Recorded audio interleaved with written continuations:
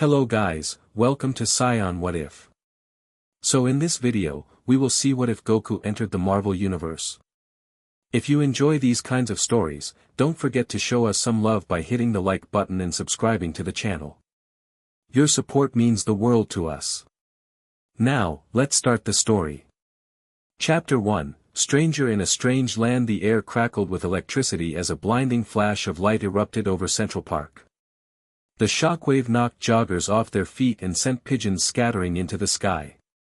When the light faded, a single figure stood in a smoking crater where seconds before there had been only grass. Whoa! That was wild. Goku rubbed the back of his head, looking around in confusion. Hey, this doesn't look like King Kai's planet. The last thing he remembered was fighting Frieza on Namek. There had been that desperate moment when the planet was about to explode, and then, nothing made sense after that. Now he stood in the middle of some kind of massive park, surrounded by the tallest buildings he'd ever seen. People were staring. Some had phones pointed at him, others were backing away slowly. A woman in running clothes called out, "Are you okay? Are you one of the Avengers?" Avengers? Never heard of them. Goku stretched his arms above his head, feeling surprisingly good despite the interdimensional transportation. Say, where am I exactly? You're in New York City, the woman replied cautiously. Central Park.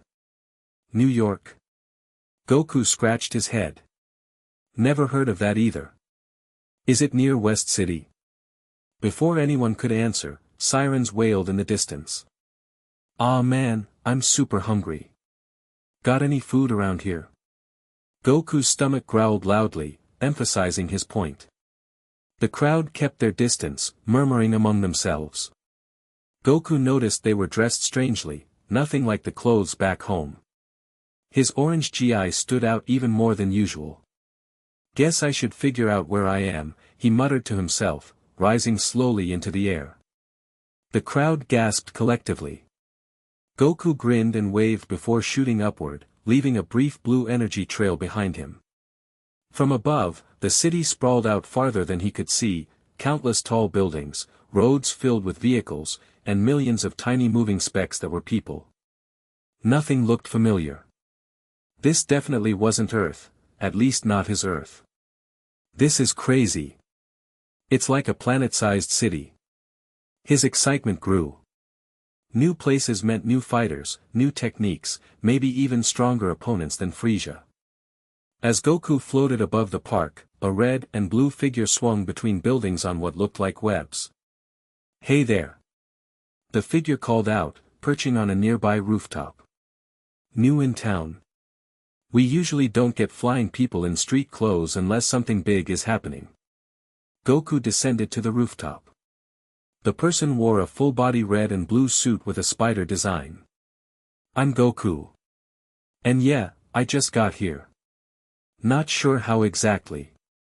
Spider-Man, the masked figure replied, tilting his head curiously. Just appeared out of nowhere, huh? That's usually not a good sign in this city. Are you a mutant? Inhuman? Science experiment gone wrong? I'm a Scion, Goku replied cheerfully. Well, raised on Earth, but born on planet Vegeta. Spider-Man's mask somehow conveyed surprise. Right, alien then. Just what we needed this week. He paused, seemingly listening to something. And here comes the welcoming committee. A sleek aircraft hovered above them, emblazoned with an eagle-like symbol. It didn't look like any vehicle Goku had ever seen. SHIELD, Spider-Man explained.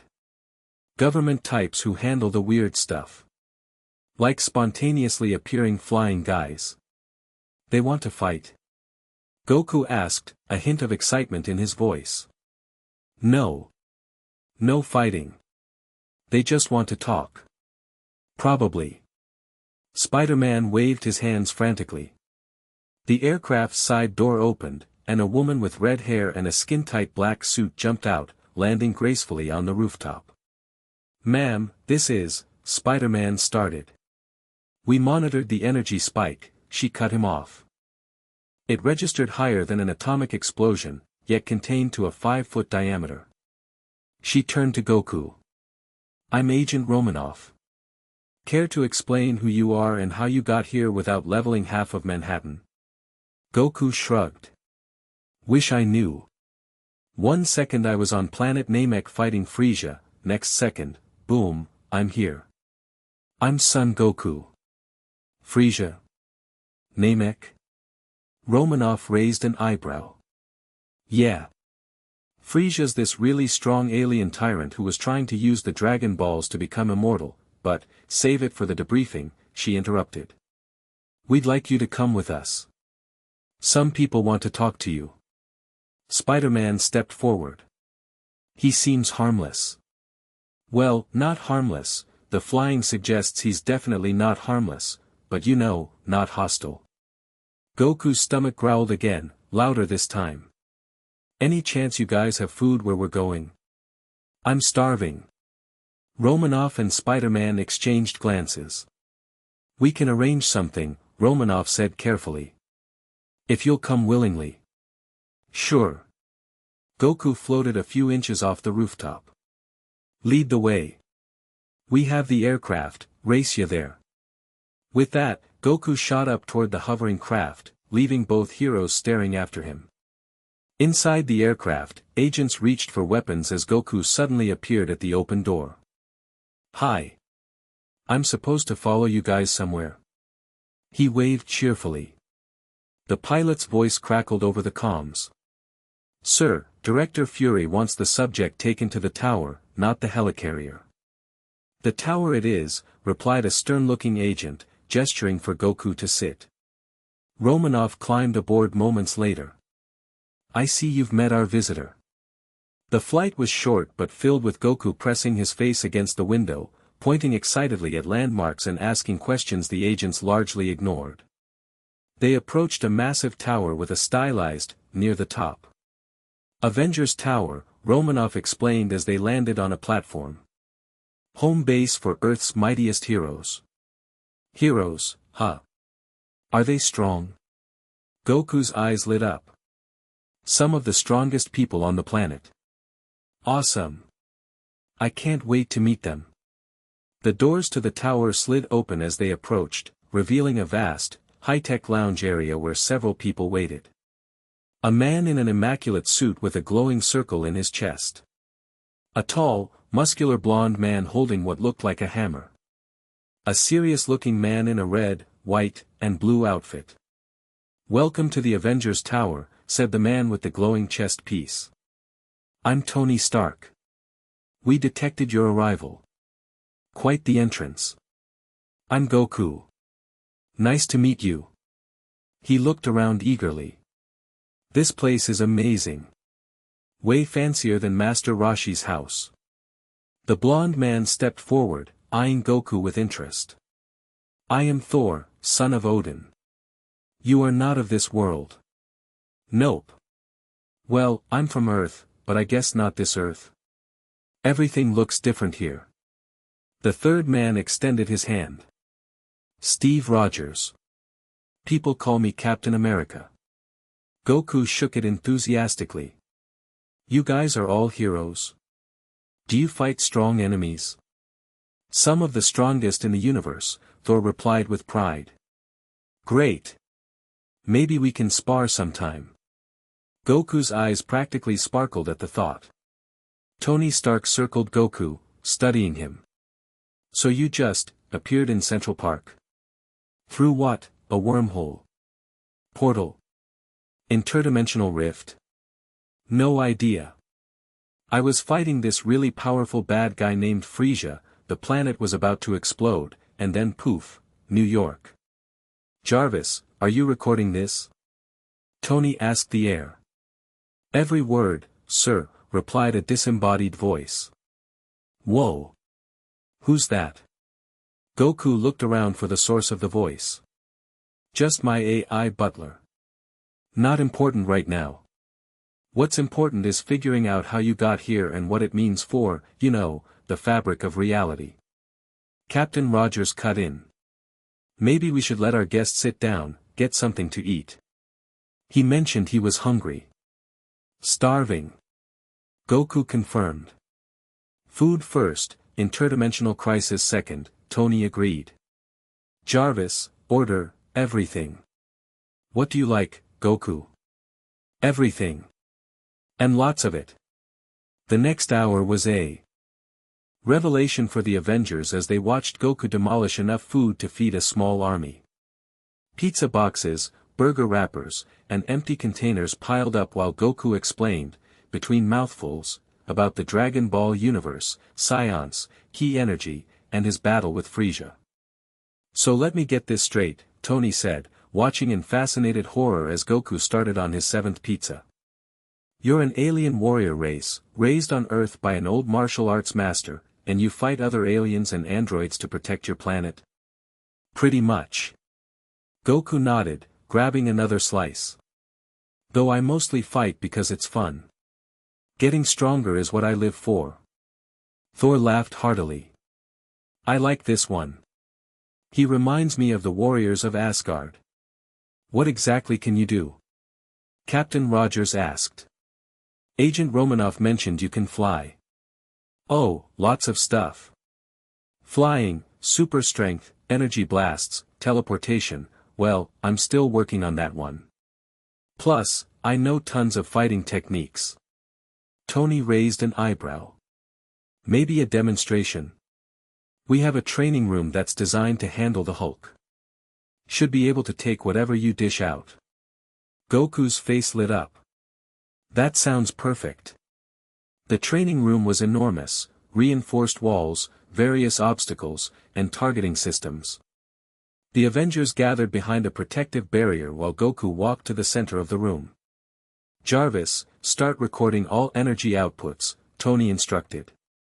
This should be interesting. Goku stretched his arms. Ready when you are. Training Simulation Alpha 3, Tony called out. Start at level 5. Robotic drones deployed from the ceiling, circling Goku. These don't look very tough, Goku observed. They're just to warm up. Before Tony could finish, Goku had disappeared from view, only to reappear behind the drones. With a series of lightning-fast movements, he disabled all 5 without appearing to touch them. Whoa, Romanoff muttered. Jarvis, level 8. Larger, heavily armored drones appeared, firing stun blasts at Goku. He dodged each one effortlessly, moving faster than the human eye could follow. This is fun. But I can't really show you what I can do unless I have something that can take a hit. Goku called out, still dodging. Thor grinned. Perhaps I should join him. I was thinking the same thing, Steve agreed. Inside the training room, Goku sensed the change before he saw it, a powerful presence entering the space. He turned to find Thor striding toward him, hammer in hand.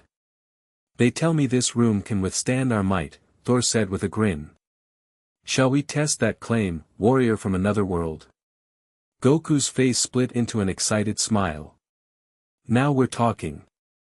Thor swung Mjolnir in a wide arc. Goku ducked under it and countered with a punch that Thor blocked with his forearm.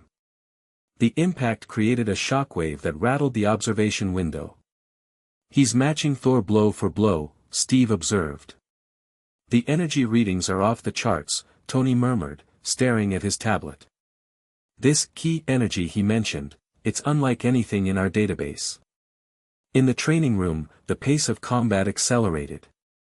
Thor and Goku moved at blinding speed, trading punches, kicks, and blocks. Neither appeared to be going all out, treating it more like a spirited sparring match than a real battle. You are indeed a warrior of great skill. Thor laughed, clearly enjoying himself. You too. That hammer packs a punch. Goku replied, dodging another swing. Perhaps we should show our audience something more impressive. Thor suggested, spinning Mjolnir rapidly. I'm game if you are. Thor raised his hammer skyward, and lightning crackled from nowhere, striking the hammer before blasting toward Goku. In response, Goku cupped his hands at his side. Ka, me, ha, me. Ha. A brilliant blue energy beam erupted from Goku's palms, colliding with Thor's lightning in a spectacular display of power. The energies fought for dominance before dissipating in a blinding flash. In the observation room, the Avengers stood in stunned silence. That wasn't lightning versus lightning, Tony said finally. That was actual energy manipulation. He created that beam from nothing. Fascinating, came a new voice as Bruce Banner entered the room, adjusting his glasses. Sorry I'm late. Had to finish some calculations on the energy signature from Central Park. He looked through the window at Goku and Thor, who were now talking animatedly. That's our visitor. The one who created the dimensional anomaly. Dimensional anomaly? Steve turned to Bruce. The energy signature matches cosmic background radiation consistent with interdimensional travel. But amplified about 1,000 times beyond what we've seen before. In the training room, Thor clapped Goku on the shoulder. You fight with honor and skill. I have not enjoyed combat so thoroughly in ages. Same here. You're super strong. Goku grinned. I didn't even need to power up. Power up? Thor's eyebrow raised. Yeah. This isn't even close to my full strength. Want to see? Before Thor could answer, an alarm blared throughout the tower. Sir, Jarvis's voice announced, there appears to be an incident downtown. AIM forces are attacking a research facility. Rain check on the power-up, Tony called through the intercom. Avengers, we've got a situation. AIM? Goku asked as they jogged back to the observation room. Advanced Idea Mechanics, Natasha explained. Scientists who use their brains for evil instead of good. They're attacking Empire University's quantum physics lab, Bruce reported, looking at a screen. Probably after Dr. Richards' latest research. Richards isn't even in this dimension right now, Tony muttered. But his lab still has plenty of goodies worth stealing. He turned to the team. Cap, Thor, Romanoff, suit up. Banner, you stay here and keep working on our dimensional visitor problem. What about me? Goku asked. I can help.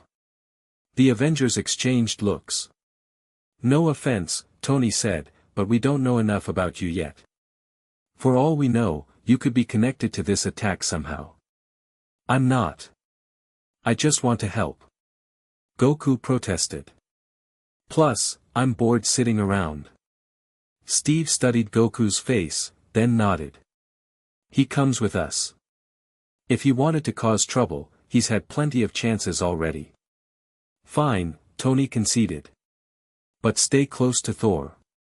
If anything goes sideways with our new friend, you're the only one who might be able to handle him. Minutes later, they were airborne in a Quinjet, racing toward the university. Goku sat beside Thor, practically bouncing with excitement. So these IM guys, are they strong? Not individually, Steve explained, checking his shield. But they have advanced technology and usually a lot of manpower. Their leaders are the dangerous ones, Natasha added, loading her weapons. Enhanced individuals or mechanical suits that pack a punch. The Quinjet arrived over the university campus, where chaos had erupted. Yellow-suited AIM agents swarmed the science building, exchanging fire with campus security. I count 30 agents outside, unknown number inside, Natasha reported. Thor, take point with our guest. Cap and Romanoff, secure the perimeter. I'll get inside and protect the research, Tony ordered, his faceplate snapping shut. As the Quinjet hovered, Thor swung his hammer. Ready for your first battle in this world, Goku? Born ready. Goku jumped from the open door without hesitation, plummeting toward the chaos below. Thor followed close behind. Goku landed in the middle of a group of AIM agents, creating a small crater that knocked several off their feet. Before they could recover, he moved through them like a whirlwind, disarming and disabling them with precise strikes. These guys are too fragile, Goku called to Thor, who was making similar short work of another group. I have to be super careful not to hurt them. Show restraint, but don't hesitate. Thor replied, deflecting energy blasts with Mjolnir. They would show you none. Captain America and Black Widow joined the fray, working in perfect tandem as they cleared a path to the building's entrance. Iron Man flew overhead, blasting AIM weapons emplacements before disappearing inside the structure. Goku. We need to get inside. Steve called out. Thor, cover our 6. Goku nodded, following Cap and Widow toward the entrance. Inside, the building was a maze of laboratories and classrooms. Alarms blared as they navigated smoke-filled corridors. Stark, report, Natasha called into her comms. Third floor, East Wing, came Tony's reply. They've got some kind of device hooked up to Richard's quantum tunnel prototype. I'm engaging, but could use backup. On our way, Steve replied. Goku, can you get there fastest? No problem. Goku closed his eyes briefly, sensing energy signatures. I feel him, your friend with the metal suit. There are several weaker energies and, something else. Something stronger. Before anyone could respond, Goku placed 2 fingers to his forehead and vanished. Did he just? Natasha began. Teleport, Steve finished. Apparently he wasn't kidding about that part. Goku rematerialized in a large laboratory where Iron Man was exchanging fire with AIM agents. At the center of the room, a massive machine hummed ominously, emitting pulses of blue-white energy. What the, how did you get here? Tony demanded, blasting an agent who tried to flank him. Instant transmission. Pretty handy, right? Goku grinned, then ducked as energy blasts flew past his head. These guys don't give up, huh?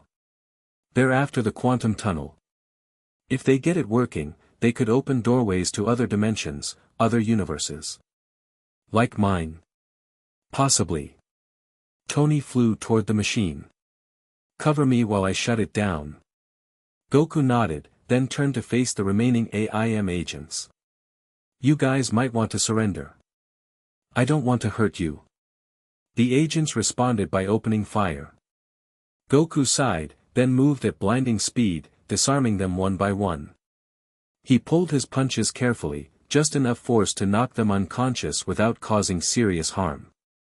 As the last agent fell, the laboratory door burst open. A figure in an advanced mechanical suit, much larger and more imposing than Iron Man's, strode in. Stark, the figure called out. Step away from the quantum tunnel.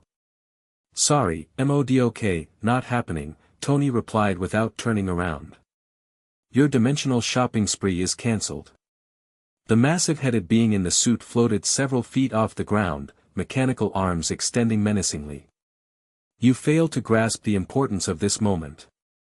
We stand on the precipice of interdimensional conquest. Goku stepped forward. Hey! Are you the one in charge of these guys? MODOK turned his oversized head toward Goku. And who might you be? Another of Stark's recruits. I'm Goku.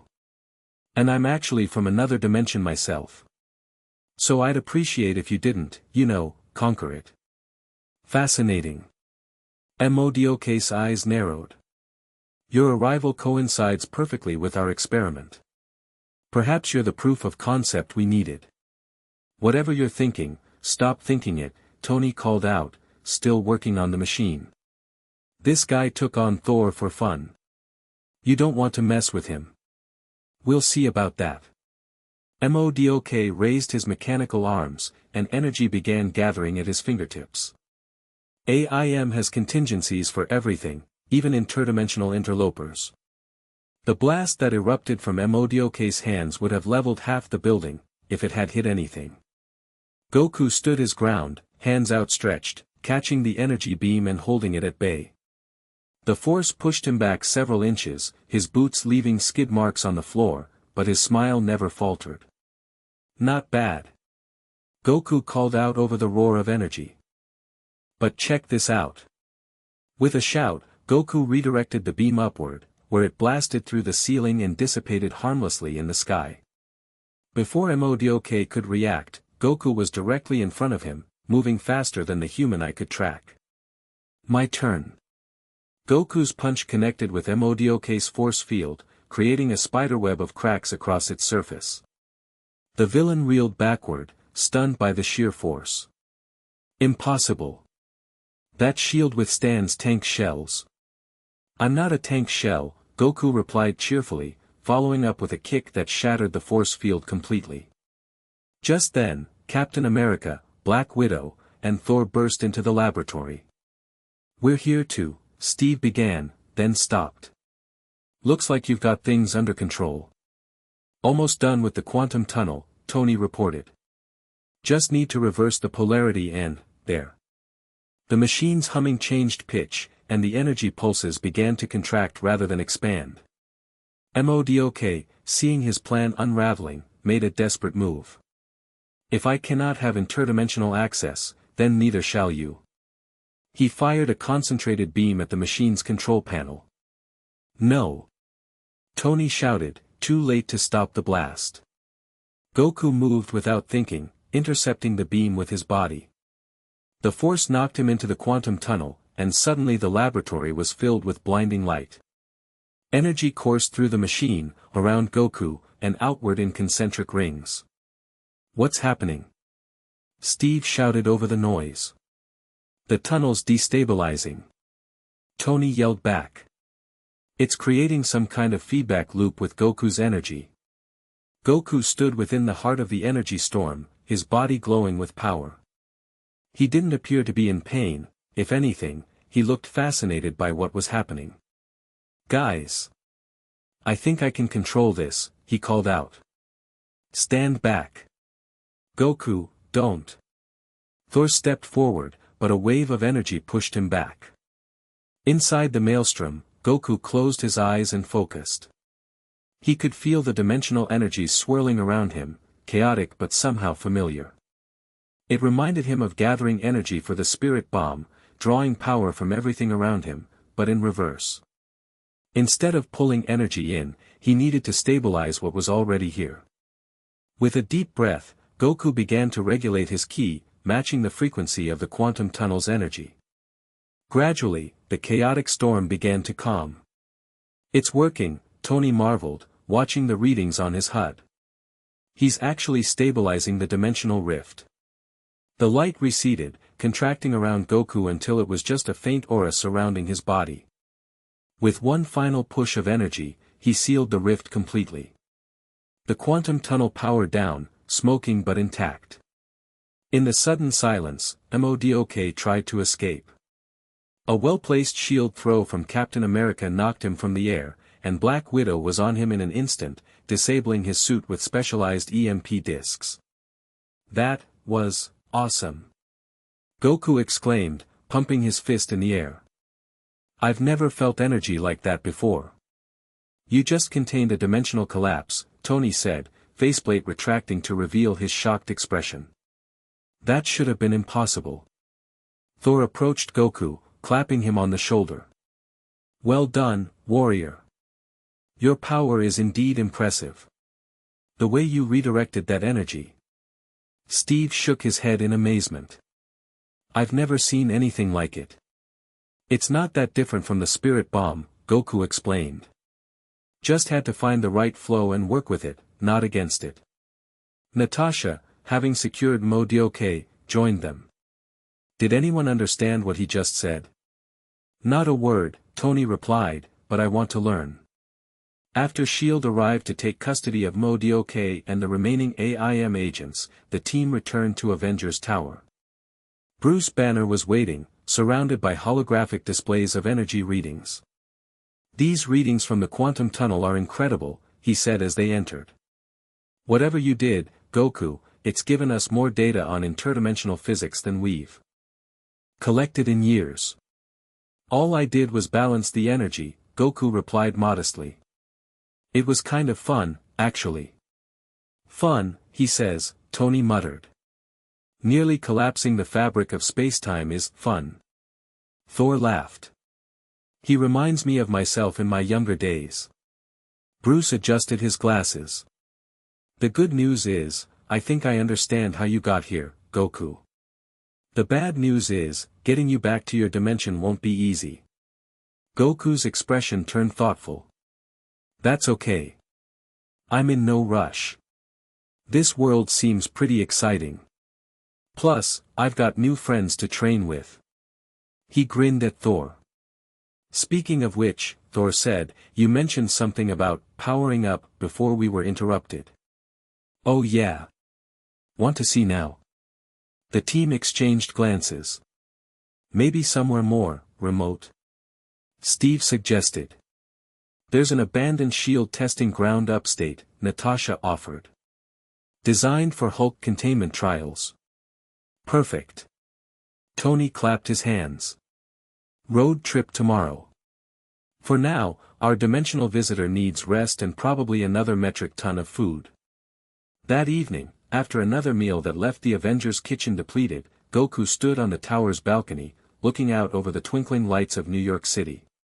This world was different from his own in countless ways, yet somehow familiar in its core. There were still heroes fighting to protect others, still villains with schemes to thwart. He sensed someone approaching and turned to find Steve Rogers joining him at the railing. Quite a view, isn't it? Steve said. Yeah. Nothing like this where I'm from. Goku looked up at the night sky. The stars look the same, though. How are you holding up? It can't be easy, being thrown into an entirely different universe. Goku shrugged. I've been to other worlds before. This is just a bigger jump than usual. Besides, there are strong fighters here. That's always exciting. Steve studied him for a moment. You know, when I first woke up from the ice, everything had changed. The world moved on without me for 70 years. It was disorienting. Ice. You were frozen. Steve nodded. Long story. The point is, I know what it's like to suddenly find yourself somewhere unfamiliar. If you need someone to talk to about it, I'm here. Thanks. Goku's smile was genuine. But really, I'm okay. My friends back home are probably trying to find a way to get me back. And until then, I get to experience a whole new world of fighting techniques. Is fighting all you think about? Not all, Goku replied thoughtfully. But it's how I connect with people, how I understand them. When you fight someone, you learn who they really are, what they value, what they fear, how far they'll go. Steve considered this. I never thought about it that way. In my experience, fighting is usually the last resort. Maybe that's because you're already fighting for something, for people, for ideals. Me, I fight to test my limits, to see how far I can push myself. Goku gazed up at the stars again. But the best fights are when both things come together, when I'm pushing my limits for something that matters. Like today, with the quantum tunnel. Exactly. That was a great fight. Goku's enthusiasm returned full force. Though that Modioke guy wasn't as strong as he thought he was. Steve chuckled. Don't tell him that. His ego's his strongest feature. They stood in companionable silence for a while, watching the city below. Captain, Steve, please. Steve. Those energy readings your friends were taking, do they help figure out how to send me back? Bruce and Tony are working on it. If anyone can figure it out, it's them. Goku nodded. No rush. But I've got people waiting for me back home.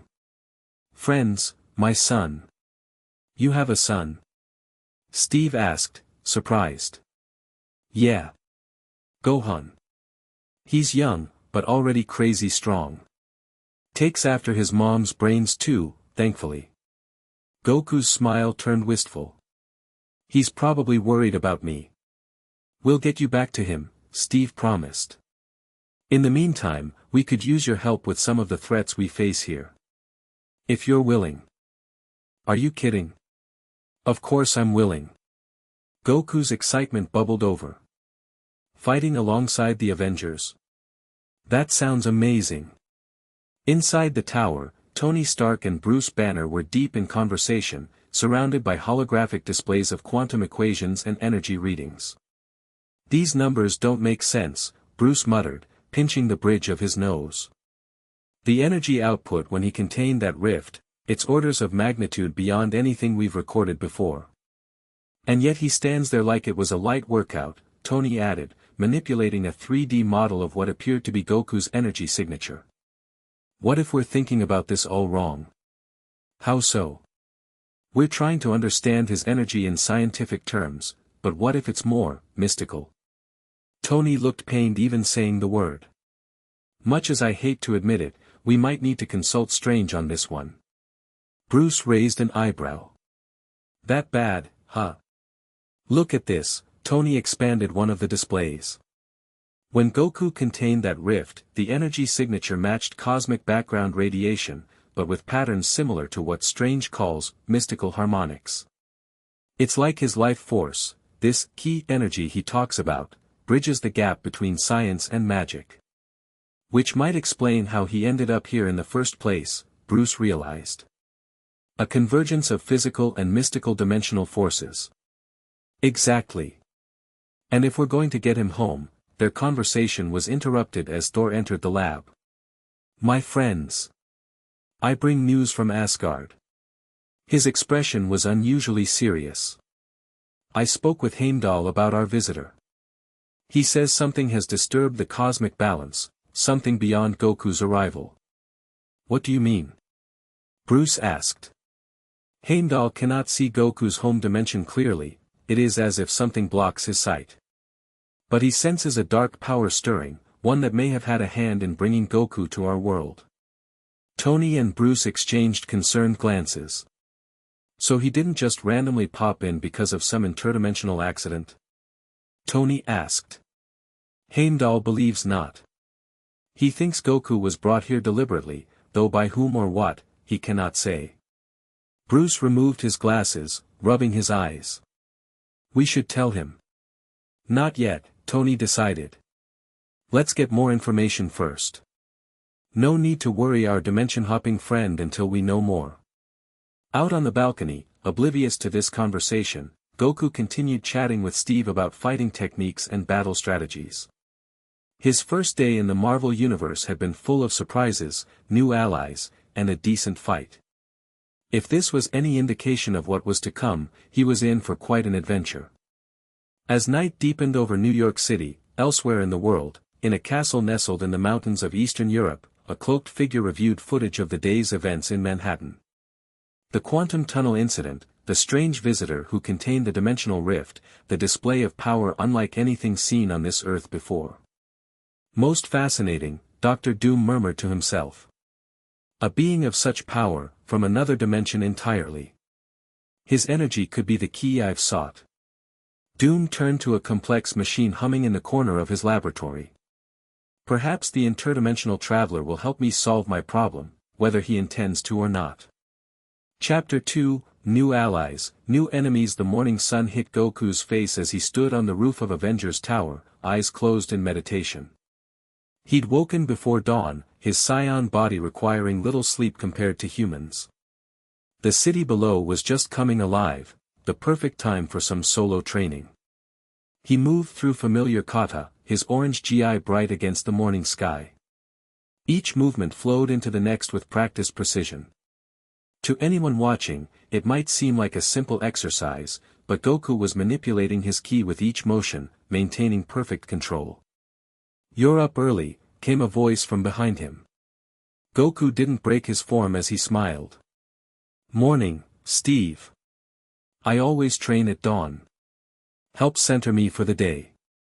Steve Rogers walked across the roof, dressed in workout clothes. Mind if I join you? Sure. Though you might not be able to follow all of it. Steve chuckled. I'll manage. For the next hour, they trained side by side, Steve adapting his military hand-to-hand techniques to match Goku's flowing style. Despite the super soldier serum, Steve found himself struggling to keep up with Goku's speed and endurance. "Your technique is amazing," Steve said, pausing to catch his breath. "Where did you learn to fight like that?" "All over. Started with my grandpa Gohan, then Master Roshi, Korin, Kami, King Kai." Goku counted on his fingers. "I've had lots of teachers. It shows." Steve watched as Goku demonstrated a particularly complex sequence. "The way you move, it's not just physical training, is it?" "Nope. It's all about ki control." Goku held out his palm, forming a small ball of blue energy. "Life force energy. Everyone has it, but not everyone knows how to use it." Steve studied the glowing orb with fascination. "Could anyone learn?" "Sure. It just takes practice. Lots and lots of practice." Goku tossed the energy ball up and caught it like a baseball. "Want to try?"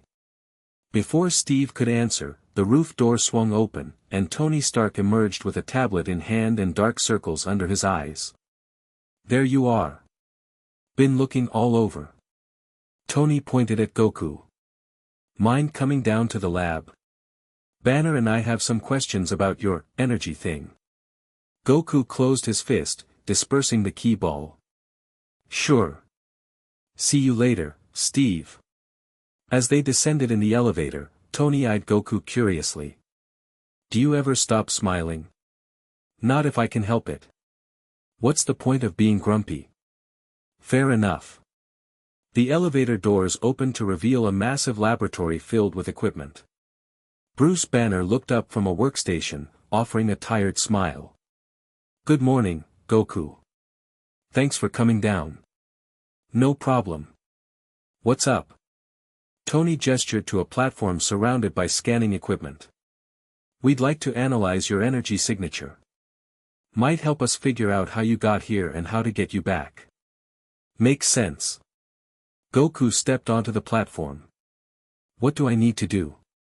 "Just stand there for a baseline reading," Bruce explained, adjusting some settings. "Then we'd like to see different levels of your power output, if that's okay." "You got it." Goku struck a relaxed pose. "Ready when you are."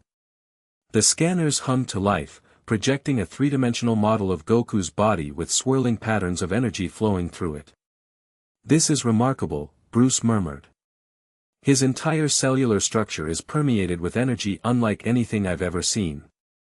It's similar to cosmic radiation, but organized," Tony added, manipulating the holographic display. "Like it's being consciously directed." "That's key," Goku explained cheerfully. "Want to see what it looks like when I power up a little?" Both scientists nodded eagerly. Goku widened his stance slightly. "This is me at normal." Then he tensed, and a visible aura of white energy began to flow around his body. "And this is powered up a bit." The lab equipment went haywire. Readings spiked, and several monitors overloaded. "Holy," Tony rushed to adjust the sensitivity. "That's a bit." "Yeah, just a warm-up really. I haven't even gone Super Saiyan yet." Bruce removed his glasses, rubbing his eyes. "Super, what?" "Super Saiyan. It's this transformation Saiyans can do when they reach a certain power level. Wanna see?" "Maybe we should save that for the remote testing site," Tony suggested quickly, eyeing the already strained equipment. Thor's booming voice came from the doorway. "Indeed. I wish to witness this transformation as well." "Thor." "Perfect timing," Tony called out. "We were just discussing a field trip. The Quinjet is prepared. Natasha and Barton await us." "Barton?" Goku asked. "Hawkeye," Bruce explained. "Another Avenger. You'll like him." An hour later, the Quinjet touched down in a barren stretch of landscape. Rocky outcroppings and sparse vegetation surrounded a massive concrete bunker partially built into a hillside. "Welcome to the Hulk playground," Tony announced as they disembarked. 100 square miles of nowhere, perfect for when things get smash-why. Goku bounced on his toes, taking in the wide open space. This is perfect. A man with short hair and a bow slung over his shoulder approached, extending his hand. Clint Barton. Heard you're our dimension-hopping friend. Goku. Nice to meet you. He shook Clint's hand enthusiastically. You fight with a bow and arrow? That's cool. Among other things, Clint replied with a slight smile. Looking forward to seeing what you can do. They made their way to a reinforced observation bunker where an array of scientific equipment had been set up. A perimeter of sensors surrounded a wide clearing. These sensors can withstand a nuclear blast, Tony explained, running final checks. Hopefully that's enough. Should I start with the Super Saiyan transformation? Goku asked eagerly. Let's establish some baseline readings first, Bruce suggested. Maybe show us some of your standard techniques. Goku nodded and walked to the center of the clearing. He began with basic energy manipulation, forming key balls of various sizes, demonstrating flight and speed bursts that left afterimages. Inside the bunker, the Avengers watched with growing amazement. His control is impeccable, Natasha observed. Every movement precisely calculated. And yet he makes it look effortless, Steve added. Clint whistled as Goku vanished and reappeared several hundred yards away, then back again in the blink of an eye. That teleportation thing would be handy. Instant transmission, Thor corrected. He explained it requires locking onto someone's energy signature. Outside, Goku turned toward the bunker. Ready for something bigger? At Bruce's nod, Goku cupped his hands at his side. This is one of my signature techniques. Ka. Me. Ha. Me. Ha. The brilliant blue beam erupted from his palms, shooting skyward with tremendous force. The ground shook beneath their feet as the energy beam pierced clouds before Goku directed it away from the atmosphere, curving it in a spectacular arc before dispersing it harmlessly. Energy output is off the charts, Tony reported, staring at the readings. And he's controlling it down to the subatomic level. Fascinating, Bruce murmured. It's like he's converting his body's energy directly into projected force, but with none of the waste heat or radiation we'd expect. Goku returned to his starting position, barely winded. That was fun. Now for Super Saiyan. Go for it, Tony called through the speaker system. Goku nodded, his expression growing slightly more serious. He planted his feet shoulder-width apart and clenched his fists. In my world, this transformation used to require intense emotion, usually anger. But now I can access it at will. He began to power up, the white aura around him intensifying. The ground trembled, and loose rocks began rising into the air. Goku's power level climbed rapidly, his muscles tensing as he focused. With a sudden shout, golden light exploded outward. His black hair stood upright, transformed to a brilliant gold. His eyes shifted from black to teal. The aura surrounding him turned golden and flame-like, crackling with energy. Inside the bunker, alarms blared as sensors overloaded. The reinforced walls vibrated from the sheer pressure of energy radiating outward. By Odin's beard, Thor whispered. Are you seeing these readings? Tony asked Bruce, who stared wide-eyed at the monitors. It's like a star just ignited on Earth, Bruce replied. The energy signature is changing, becoming more cosmic. Natasha studied Goku through the viewscreen. His entire demeanor changed. More intense. But still in complete control, Steve noted. Look at his eyes. Outside, Super Saiyan Goku hovered slightly above the ground, golden aura pulsing around him. His movements were sharper, more precise as he demonstrated increased speed and power. This is Super Saiyan, Goku called out, his voice slightly deeper. My speed, strength, and energy output all multiply substantially in this form. To demonstrate, he punched the air, creating a shockwave that flattened vegetation 100 yards away. Impressive. Thor called through the speaker. Truly worthy of a warrior. Goku grinned, then suddenly his expression shifted. Someone's coming. Fast. The Avengers checked their instruments. Nothing on radar, Tony reported. Not by air, Goku clarified.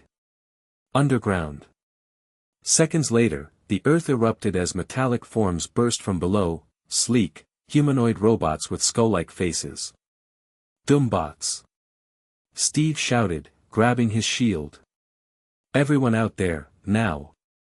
The Avengers rushed from the bunker as dozens of robots surrounded Goku, who looked more curious than concerned. Friends of yours, he called to the approaching Avengers. Dr. Doom's robots, Thor explained, spinning Mjolnir. A persistent foe.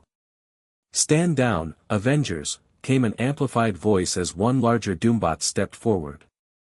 I have no quarrel with you today. I merely wish to observe the Otherworlder. Observe with an army of combat robots? Tony's faceplate snapped shut. Not buying it, Doom. Caution is prudent when dealing with beings of such power, the Doombot replied. I merely wish to extend an invitation. Victor Von Doom would speak with you, traveler from another dimension. Goku looked between the robots and the Avengers.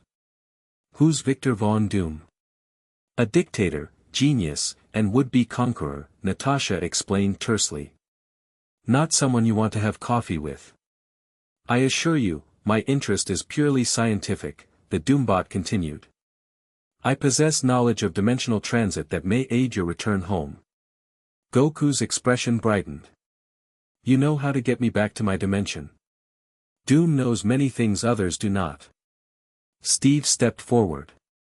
Whatever Doom's offering, there's always a catch. Yeah, usually involving betrayal, theft, or world domination, Clint added, arrow knocked. The Doombot tilted its head. The choice is yours, Otherworlder. Doom extends his hospitality to Latveria. Come alone, and we may speak of dimensions and power beyond the Avengers' understanding. Before anyone could respond further, the robots activated jets and shot into the sky, disappearing as quickly as they had arrived. Well, that was weird, Goku said, powering down from Super Saiyan. His hair returned to black, and the golden aura faded. Is this Doom guy really that bad? Worse, Tony replied, faceplate retracting. And the fact that he's interested in you is concerning. How did he even know about Goku? Bruce wondered. The quantum tunnel incident wasn't exactly subtle, Natasha pointed out. And Doom has spies everywhere. Thor stepped closer to Goku. Doom is dangerous precisely because he combines vast intelligence with sorcery. If he seeks you out, it is for his benefit, not yours. Goku nodded thoughtfully.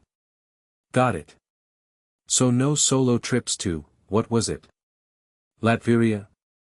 Absolutely not, Steve confirmed. Though we should probably figure out what Doom wants with you. I think that's enough testing for today, Bruce suggested, glancing at the smoking equipment. We've got plenty of data to analyze. As they packed up and returned to the Quinjet, Goku helped carry equipment, chatting easily with Clint about archery techniques and precision targeting. Despite the Doombot interruption, his mood remained upbeat. Back at Avengers Tower, the team gathered in the conference room to discuss the day's events.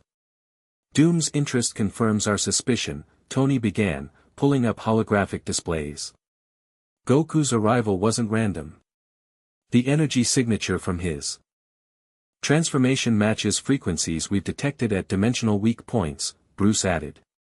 It's like he's resonating with something in the fabric of space-time. Thor leaned forward.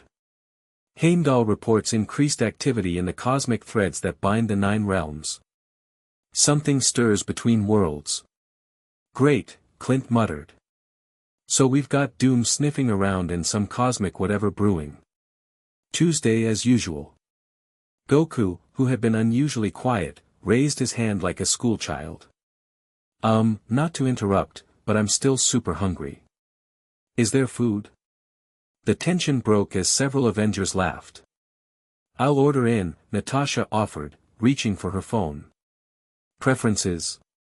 Everything. Goku replied cheerfully. While they waited for food, Tony pulled up footage of Goku's Super Saiyan transformation. The power curve is unlike anything we've recorded, he explained, zooming in on a graph. It doesn't just increase linearly, it seems to access an entirely different energy spectrum. That's exactly what it does, Goku confirmed through a mouthful of chips he'd found. Super Saiyan isn't just getting stronger, it's like tapping into a whole different energy source. Could you teach others to do something similar? Steve asked. Goku shook his head. Not without Saiyan biology. But the basic key techniques? Sure. Anyone can learn those with practice. I would be interested in learning these techniques, Thor said. They seem complementary to Asgardian combat methods. Same, Natasha added. The energy projection could be useful. Goku brightened. Great. We can start tomorrow. First, Tony interrupted, we need to figure out Doom's angle. If he's tracking Goku's energy signature, he might try something more direct next time. Let him try, Thor said confidently. Between Goku's power and the Avengers' might, Doom would be foolish to attack directly. Which means he'll try something sneaky, Clint pointed out. Steve nodded. We keep Goku close, continue our research, and stay alert for Doom's next move. When food arrived, a staggering amount of pizza, Chinese takeout, and sandwiches, conversation shifted to lighter topics. Goku regaled the team with stories of his past battles and adventures, from his childhood fighting the Red Ribbon Army to his most recent confrontation with Frieza. So this Frieza destroyed an entire planet? Just like that?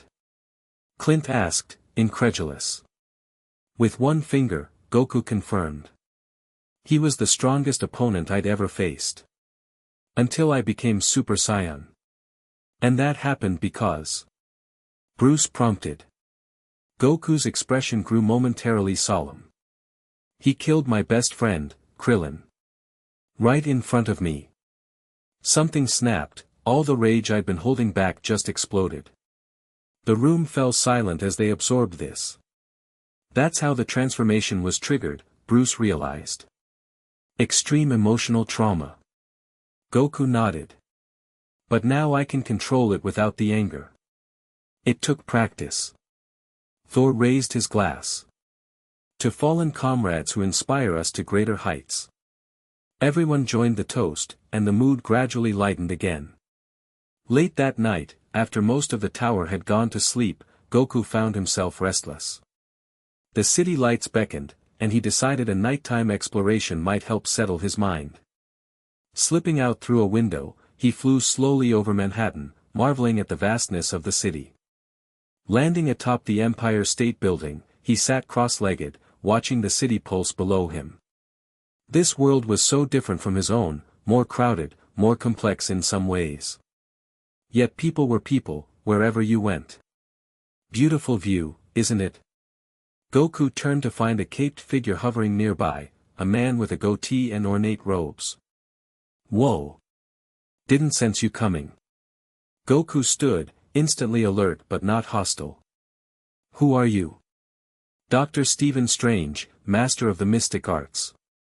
The man landed gracefully on the observation deck. And you are Son Goku, our interdimensional visitor. How'd you know that? When someone creates ripples in the fabric of reality, those who guard that fabric tend to notice. Strange made a subtle gesture, and a glowing mandala appeared before him. Your arrival sent shockwaves through the mystical community. Goku relaxed slightly. Are you a friend of the Avengers? Colleague might be a better term. We cooperate when necessary. Strange studied Goku with evident curiosity. Your energy signature is fascinating, neither wholly physical nor mystical, but something in between. You mean ki? Goku formed a small energy ball in his palm. Where I come from, lots of people know how to use it. Strange nodded. In your universe, the barrier between physical and mystical energies seems more permeable. Here, They're more distinct, science and magic operating on separate but parallel tracks. So my being here is causing problems? Goku asked, dispelling the key ball. Not necessarily. But it has created opportunities for those who might seek to exploit dimensional weaknesses. Strange's expression grew more serious. Like Victor Von Doom. The robot guy. His robots found me today. I know. Doom's interest is concerning. He's one of the few beings on Earth who combines scientific genius with considerable mystical knowledge. Goku considered this. The Avengers are helping me get home.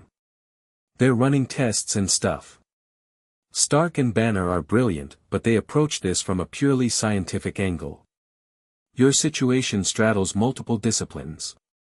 Strange made another gesture, and a complex three-dimensional map appeared, showing swirling energies and connecting lines.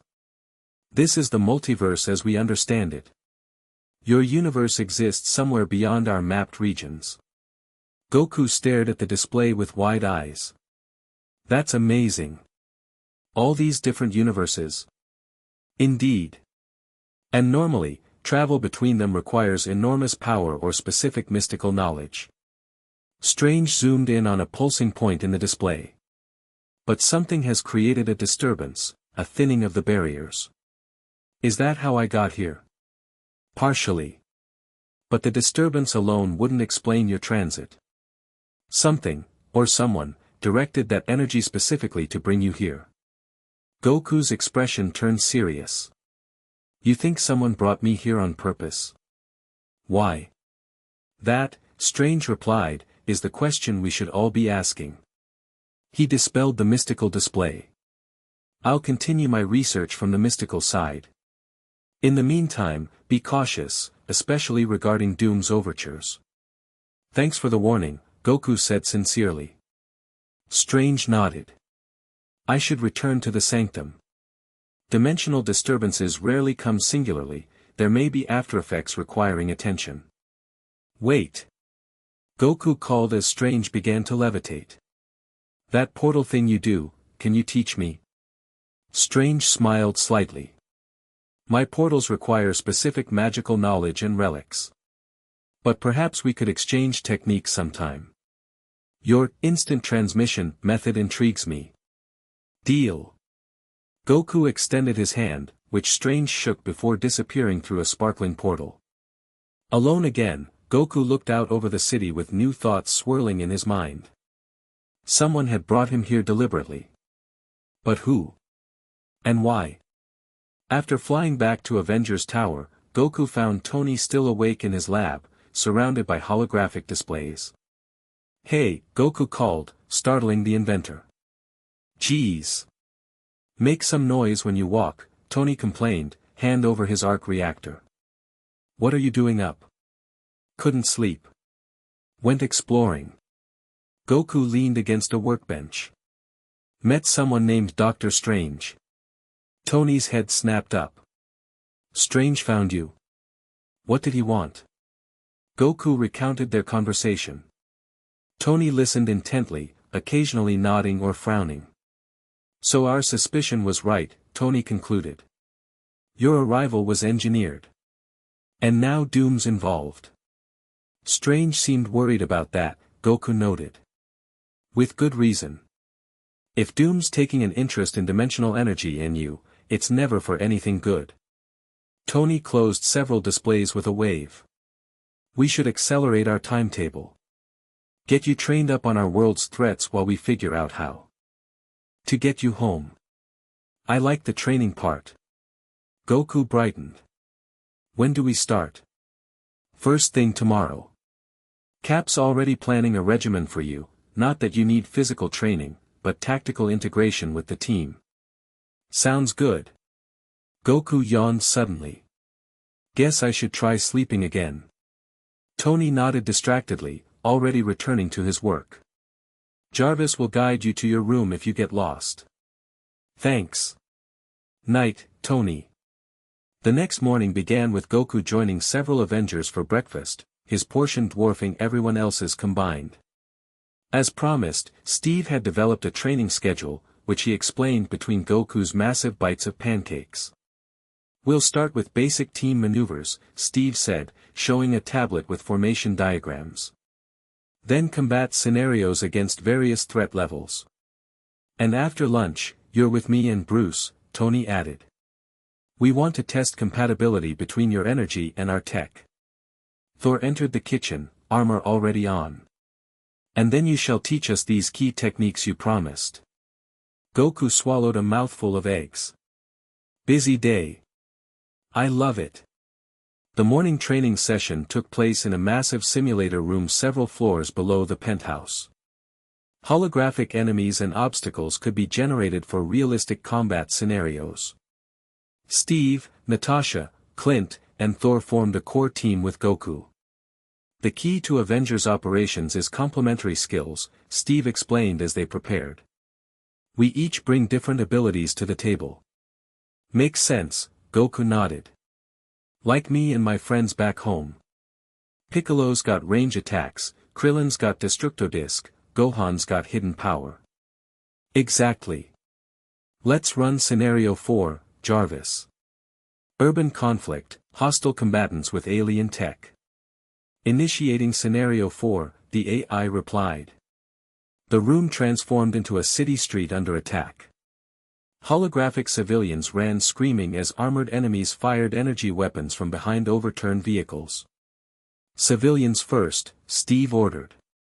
"Hawkeye, high ground. Thor, flank right. Romanoff and I will draw fire. Goku, you're our heavy hitter, wait for the opening." They moved with practiced precision, each taking their position. Goku watched, impressed by their teamwork despite their vastly different fighting styles. When Steve called, "Now," Goku burst into action, moving faster than the holographic enemies could track. He disabled 6 hostiles in seconds, careful to use only enough force for incapacitation. "Good," Steve called. "But stay in formation." The scenarios grew progressively more complex: hostage situations, aerial attacks, underwater operations. Goku adapted quickly, learning to integrate his abilities with the team's tactics rather than just charging ahead. "You're a natural," Natasha commented during a break. "Most new team members take weeks to get this comfortable. Fighting alongside others is fun." Goku replied, not even winded. "You guys have cool moves." Clint grinned. "Just wait until you see what we can do against real enemies." After lunch, another mountain of food for Goku, Tony and Bruce led him to a specialized testing chamber. "We've been developing technology that interacts with various energy types," Bruce explained, showing Goku a sleek gauntlet. "This prototype is designed to amplify and direct energy input. Like a key blast enhancer?" Goku asked, examining it. "Theoretically," Tony confirmed. "We've tested it with Thor's lightning and my repulsor tech, but your energy might be different." Goku slipped the gauntlet over his right hand. It adjusted automatically to fit his size. "Just channel a small amount of energy," emphasis on small, Bruce cautioned. "We don't know how it will respond." Nodding, Goku focused, directing a tiny stream of ki into the gauntlet. The device hummed, glowing lines appearing along its surface as it processed the energy. "Readings are stable," Tony reported, watching monitors. "Try a controlled release." Goku aimed at a reinforced target and released a pulse of energy. The gauntlet amplified it substantially, what should have been a small ki blast emerged as a concentrated beam that punched through the target and into the wall behind it. "Whoa!" Goku exclaimed, cutting off the energy flow. "That's way stronger than it should be." "Energy amplification at 843%, Jarvis reported. "Significant power conversion efficiency." Tony whistled. "Your ki interacts with the quantum field generator better than anything we've tested." They spent the next 2 hours experimenting with various devices and energy levels. Some worked spectacularly well, others short-circuited or simply failed to respond. "Your energy is remarkably adaptable," Bruce noted. It's like it intuitively conforms to whatever system it encounters. That's key. Goku explained. It's alive, in a way. Not just power, but life force. Tony made rapid notes. This could revolutionize our clean energy research. The afternoon session moved to the roof, where Goku began teaching basic key manipulation to Thor, Natasha, and a curious Steve. He started with meditation techniques to sense one's internal energy. Everyone has ki, Goku explained as they sat cross-legged. The trick is feeling it first, then learning to move it through your body. Thor caught on quickest, his Asgardian physiology already attuned to energy manipulation. After an hour of practice, he managed to form a tiny, flickering ball of energy between his palms. "I've done it," he exclaimed, his concentration immediately breaking as the energy dissipated. "That's amazing progress." Goku encouraged. "Took me months to get that far as a kid." Natasha achieved a subtle energy flow that enhanced her reflexes but couldn't yet externalize it. Steve could sense his energy but struggled to direct it. "It's like trying to grab smoke," he complained. "Keep practicing," Goku advised. "It'll click eventually." As sunset approached, their session was interrupted by Jarvis's voice. "Priority alert. Unidentified energy signature detected in Lower Manhattan. Pattern matches quantum fluctuations from previous interdimensional incidents." Tony's armor assembled around him as he rushed to the roof. Location: Washington Square Park. Energy levels rising rapidly. "Avengers, assemble," Steve called. "Goku, you're with us." Minutes later, they approached Washington Square Park in the Quinjet. Below, panicked civilians fled as a swirling vortex of energy formed near the central fountain. Readings matched the quantum tunnel incident, but more stable, Bruce reported, remaining in the jet to monitor. "Something's coming through." "Or someone," Natasha added. Goku peered down at the vortex, eyes widening. "That energy feels familiar somehow." As the Avengers landed and established a perimeter, the vortex expanded. Lightning-like tendrils of energy lashed outward, shattering windows and scoring the pavement. "Goku, can you sense anything specific?" Steve called over the howling wind. Goku closed his eyes, focusing. "There's definitely someone in there. Someone strong." The vortex suddenly contracted, then exploded outward in a flash of light. When the glare faded, a figure stood in a smoking crater, tall, green-skinned, wearing a white cape and turban. "Piccolo!" Goku shouted, rushing forward with a huge grin. "You made it." The Namekian warrior surveyed his surroundings warily before his eyes landed on Goku. "Took me long enough to find you," he growled, though a slight smile belied his gruff tone. "This dimension is a pain to locate." The Avengers approached cautiously, weapons ready but not aimed. "Friend of yours, I take it?" Tony asked. "One of my best friends." Goku confirmed. "Everyone, this is Piccolo. He's from my world." Piccolo's eyes narrowed as he assessed each Avenger. "So these are the warriors you've been working with?" "They're called the Avengers. Super strong, super cool." Thor stepped forward. "Any friend of Goku's is welcome. Though your arrival creates many questions." "I'll bet," Piccolo replied dryly. His antennae twitched as he turned to Goku. "We need to talk. Privately." Before anyone could object, a new voice interrupted from above. "How fascinating. Two visitors from another dimension." Dr. Doom hovered above them, surrounded by a squadron of enhanced Doombots. "Doom," Tony's faceplate snapped shut. "Perfect timing. We were just talking about unwelcome guests." Doom descended slowly, his green cloak billowing dramatically.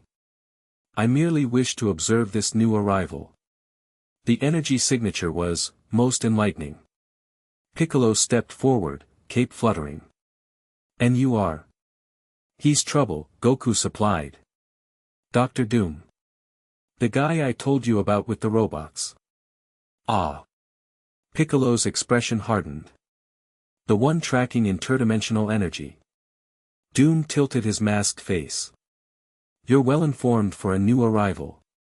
Perhaps we have mutual interests to discuss. I doubt it. Piccolo's reply was curt. Such hostility, Doom chided. When I merely offer assistance. After all, I detected your arrival before even Stark's technology. What do you want, Doom? Steve demanded. Knowledge. Cooperation. A simple exchange. Doom's gaze fixed on Goku. Your energy signature is unique, capable of interfacing with dimensional barriers in ways beyond even my understanding. I merely wish to study it. So you can what? Open your own interdimensional portals. Tony scoffed. Among other applications, Doom admitted. The potential benefits would all go to you, Natasha finished. Piccolo stepped closer to Goku. We need to leave. Now. Goku looked confused. What? Why? I'll explain later. Piccolo turned to the Avengers. This confrontation is about to become much more complicated. As if on cue, the sky darkened unnaturally. Energy crackled through the clouds as another, larger vortex began forming directly above them. That's not me, Piccolo stated. Nor I, Doom added, looking genuinely surprised. Bruce's voice came through the comms. Energy readings are off the charts. It's bigger than both previous incidents combined.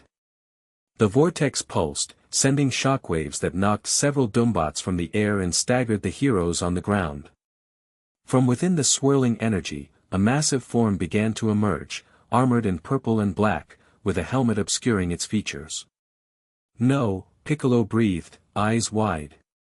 It can't be. You know who that is? Steve asked, raising his shield. Trouble, Piccolo replied grimly. The worst kind. The figure fully materialized, hovering above the park. Its armor gleamed with an otherworldly light, and energy crackled around massive gauntlet hands. At last, a deep voice boomed. I have found you, Scion. Goku stepped forward. Who are you? What do you want? The figure descended slowly, landing with enough force to crack the pavement. Standing over 8 feet tall, the armored being dwarfed everyone present. I am Annihilus, Lord of the Negative Zone. And you, Son Goku, possess energy I require. How do you know my name? Goku demanded, dropping into a fighting stance. I know many things, Annihilus replied. Including the fact that your unplanned arrival in this dimension was my doing. The Avengers and Piccolo formed a protective formation around Goku. You brought him here? Thor challenged, spinning Mjolnir menacingly. A fortunate accident, Annihilus admitted. My attempt to harness negative energy created a rift between dimensions. Your battle with Frisia created a corresponding disturbance that I merely directed. Doom floated closer, clearly intrigued. Fascinating. You bridged dimensions using quantum entanglement principles. Your primitive understanding amuses me, human, Annihilus dismissed him. Now stand aside. I have business with the Scion. Whatever you want with. Goku, you'll have to go through us first, Steve declared. Annihilus raised a gauntlet hand. As you wish. Energy exploded outward, sending the Avengers flying in all directions. Only Piccolo and Thor managed to stand their ground, bracing against the shockwave. Goku's eyes narrowed. That wasn't very nice. In a flash, he transformed to Super Saiyan, golden aura blazing. If it's a fight you want, I'm happy to oblige. He launched forward with blinding speed, fist connecting with Annihilus's armored chest. The impact created a thunderclap that shattered nearby windows, but Annihilus barely moved. Impressive power, the cosmic being noted. But insufficient. A backhand sent Goku crashing through the park's fountain. He recovered instantly, wiping water from his face. "Now we're talking."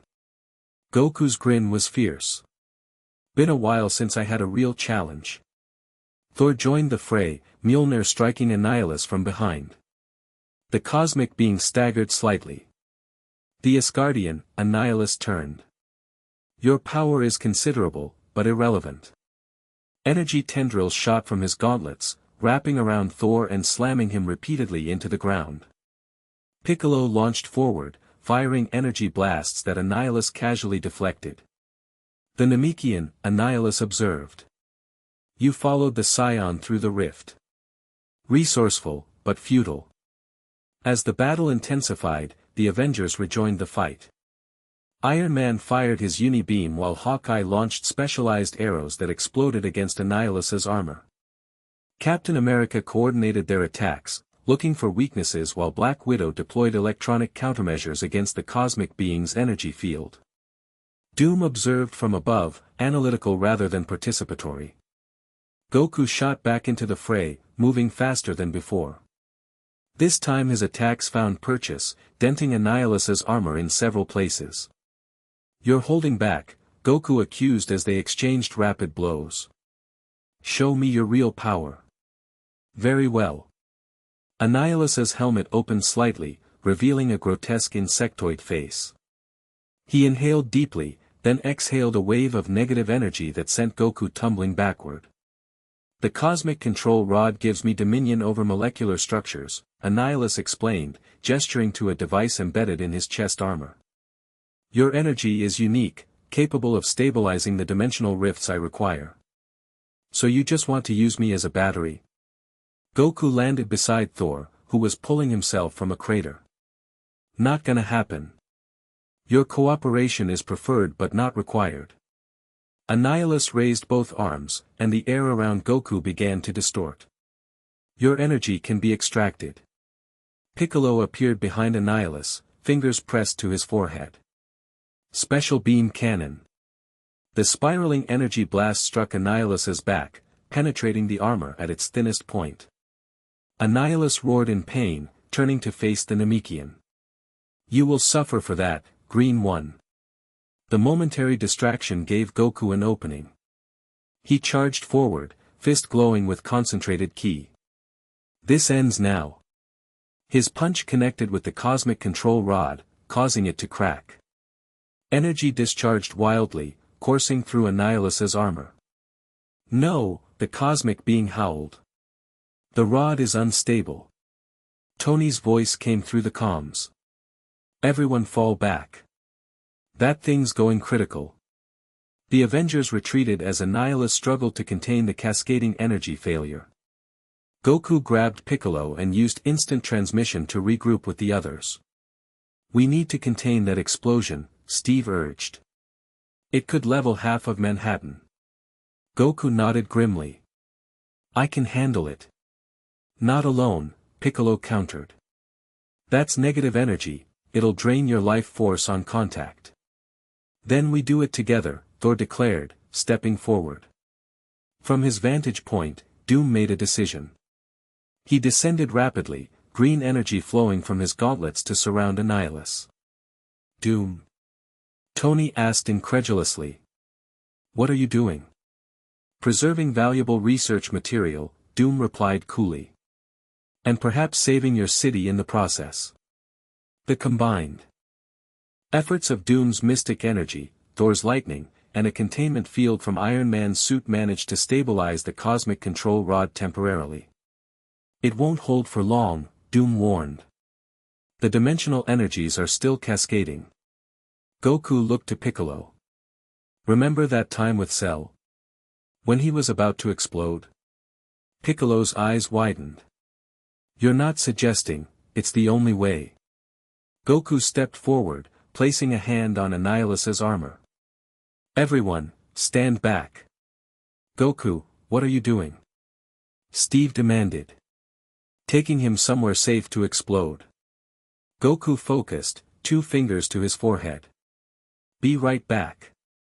Before anyone could stop him, Goku and Annihilus vanished. "Where did he go?" Natasha asked, turning to Piccolo. The Namekian's expression was grim. Knowing Goku? Somewhere empty. Possibly space. Seconds stretched into a full minute of tense silence. Could he survive in space? Bruce asked through the comms. Not for long, Piccolo admitted. But he's done crazier things. Just as panic began to set in, a flash of light heralded Goku's return. He rematerialized, singed and breathing hard, but very much alive. Made it, he gasped, dropping to one knee. Took him to the dark side of the moon. Big boom. Thor caught Goku as he swayed. A warrior's deed. You've saved countless lives. What happened to Annihilus? Tony demanded. The explosion tore him apart, Goku explained, regaining his feet.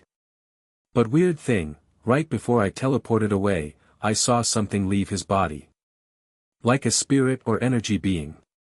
Doom, who had remained silent, now spoke. Annihilus is notoriously difficult to kill permanently. His consciousness likely retreated to the negative zone. So he'll be back? Steve asked. Eventually, Doom confirmed. Though weakened significantly. Piccolo approached Goku, concern evident despite his stern features. That was reckless. Even for you.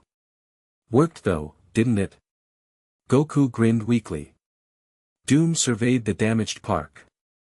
This encounter has been most educational. Particularly regarding interdimensional transit mechanics. Don't get any ideas, Tony warned. Ideas, Stark, are what separate greatness from mediocrity. Doom's Doombots reassembled around him. We will speak again, Otherworlders. Count on it. With that, Doom and his robots departed, leaving the Avengers and their interdimensional visitors amid the wreckage. So, Clint said after a moment, your friend is green. Piccolo scowled. Your point? Just making conversation. Back at Avengers Tower, after medical checks confirmed Goku was merely exhausted rather than seriously injured, the team gathered to debrief. Piccolo stood somewhat apart, arms crossed, observing the dynamics with interest.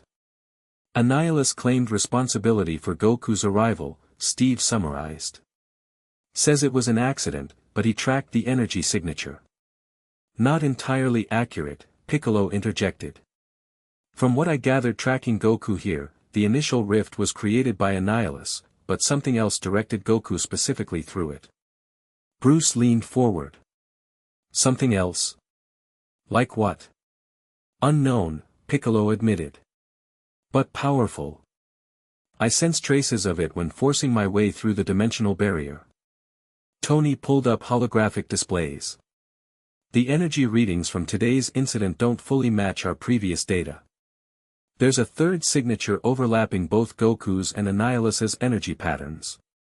A third player, Natasha concluded. Exactly. Tony expanded one display. And based on the quantum frequency, it's been monitoring us since Goku arrived. Goku, who had been uncharacteristically quiet, finally spoke. Piccolo, how's everyone back home? Gohan, Chi-Chi, the others?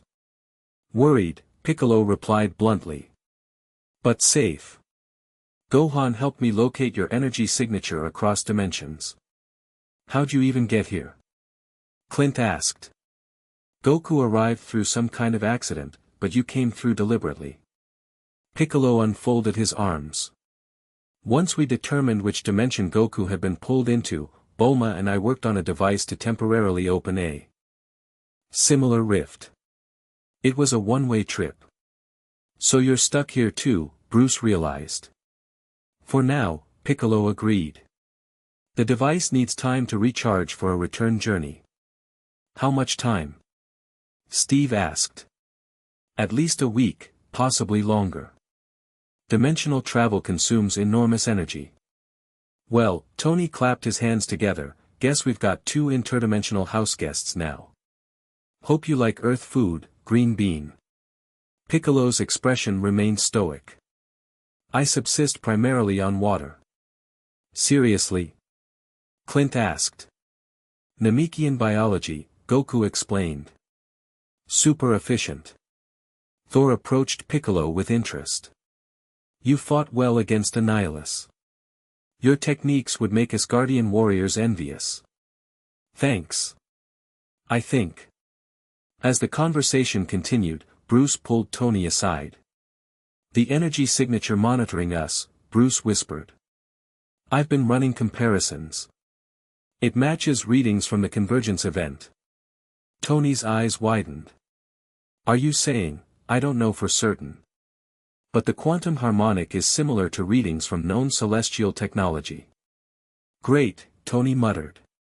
Because cosmic entities with universe-ending power are exactly what we needed to add to the mix. Across the room, Piccolo's sensitive hearing caught their exchange. His eyes narrowed slightly, but he kept his thoughts to himself. Later that night, Goku and Piccolo stood on the tower's roof, looking out over the city. It's good to see you, Goku said sincerely. Even if the circumstances are weird. Someone's manipulating events, Piccolo replied. Annihilus was just a pawn. Yeah, I figured that out too. Goku's usual cheerfulness was tempered with seriousness. Whatever brought me here wanted both of us for something. The question is what? Goku stretched his arms above his head. We'll figure it out. We always do. Your new allies seem capable, Piccolo observed. The Thunder God particularly. Thor's amazing. We sparred earlier, he can really take a hit. Goku's enthusiasm returned. And Tony's super smart, like Bulma but with more jokes. Steve reminds me of you sometimes, all serious and tactical. Piccolo snorted. I'll take that as a compliment. It is. Goku assured him. They've been helping me understand this world. It's different from ours, but not as much as you'd think. Different how? Goku thought for a moment. The strong fighters here, they're organized.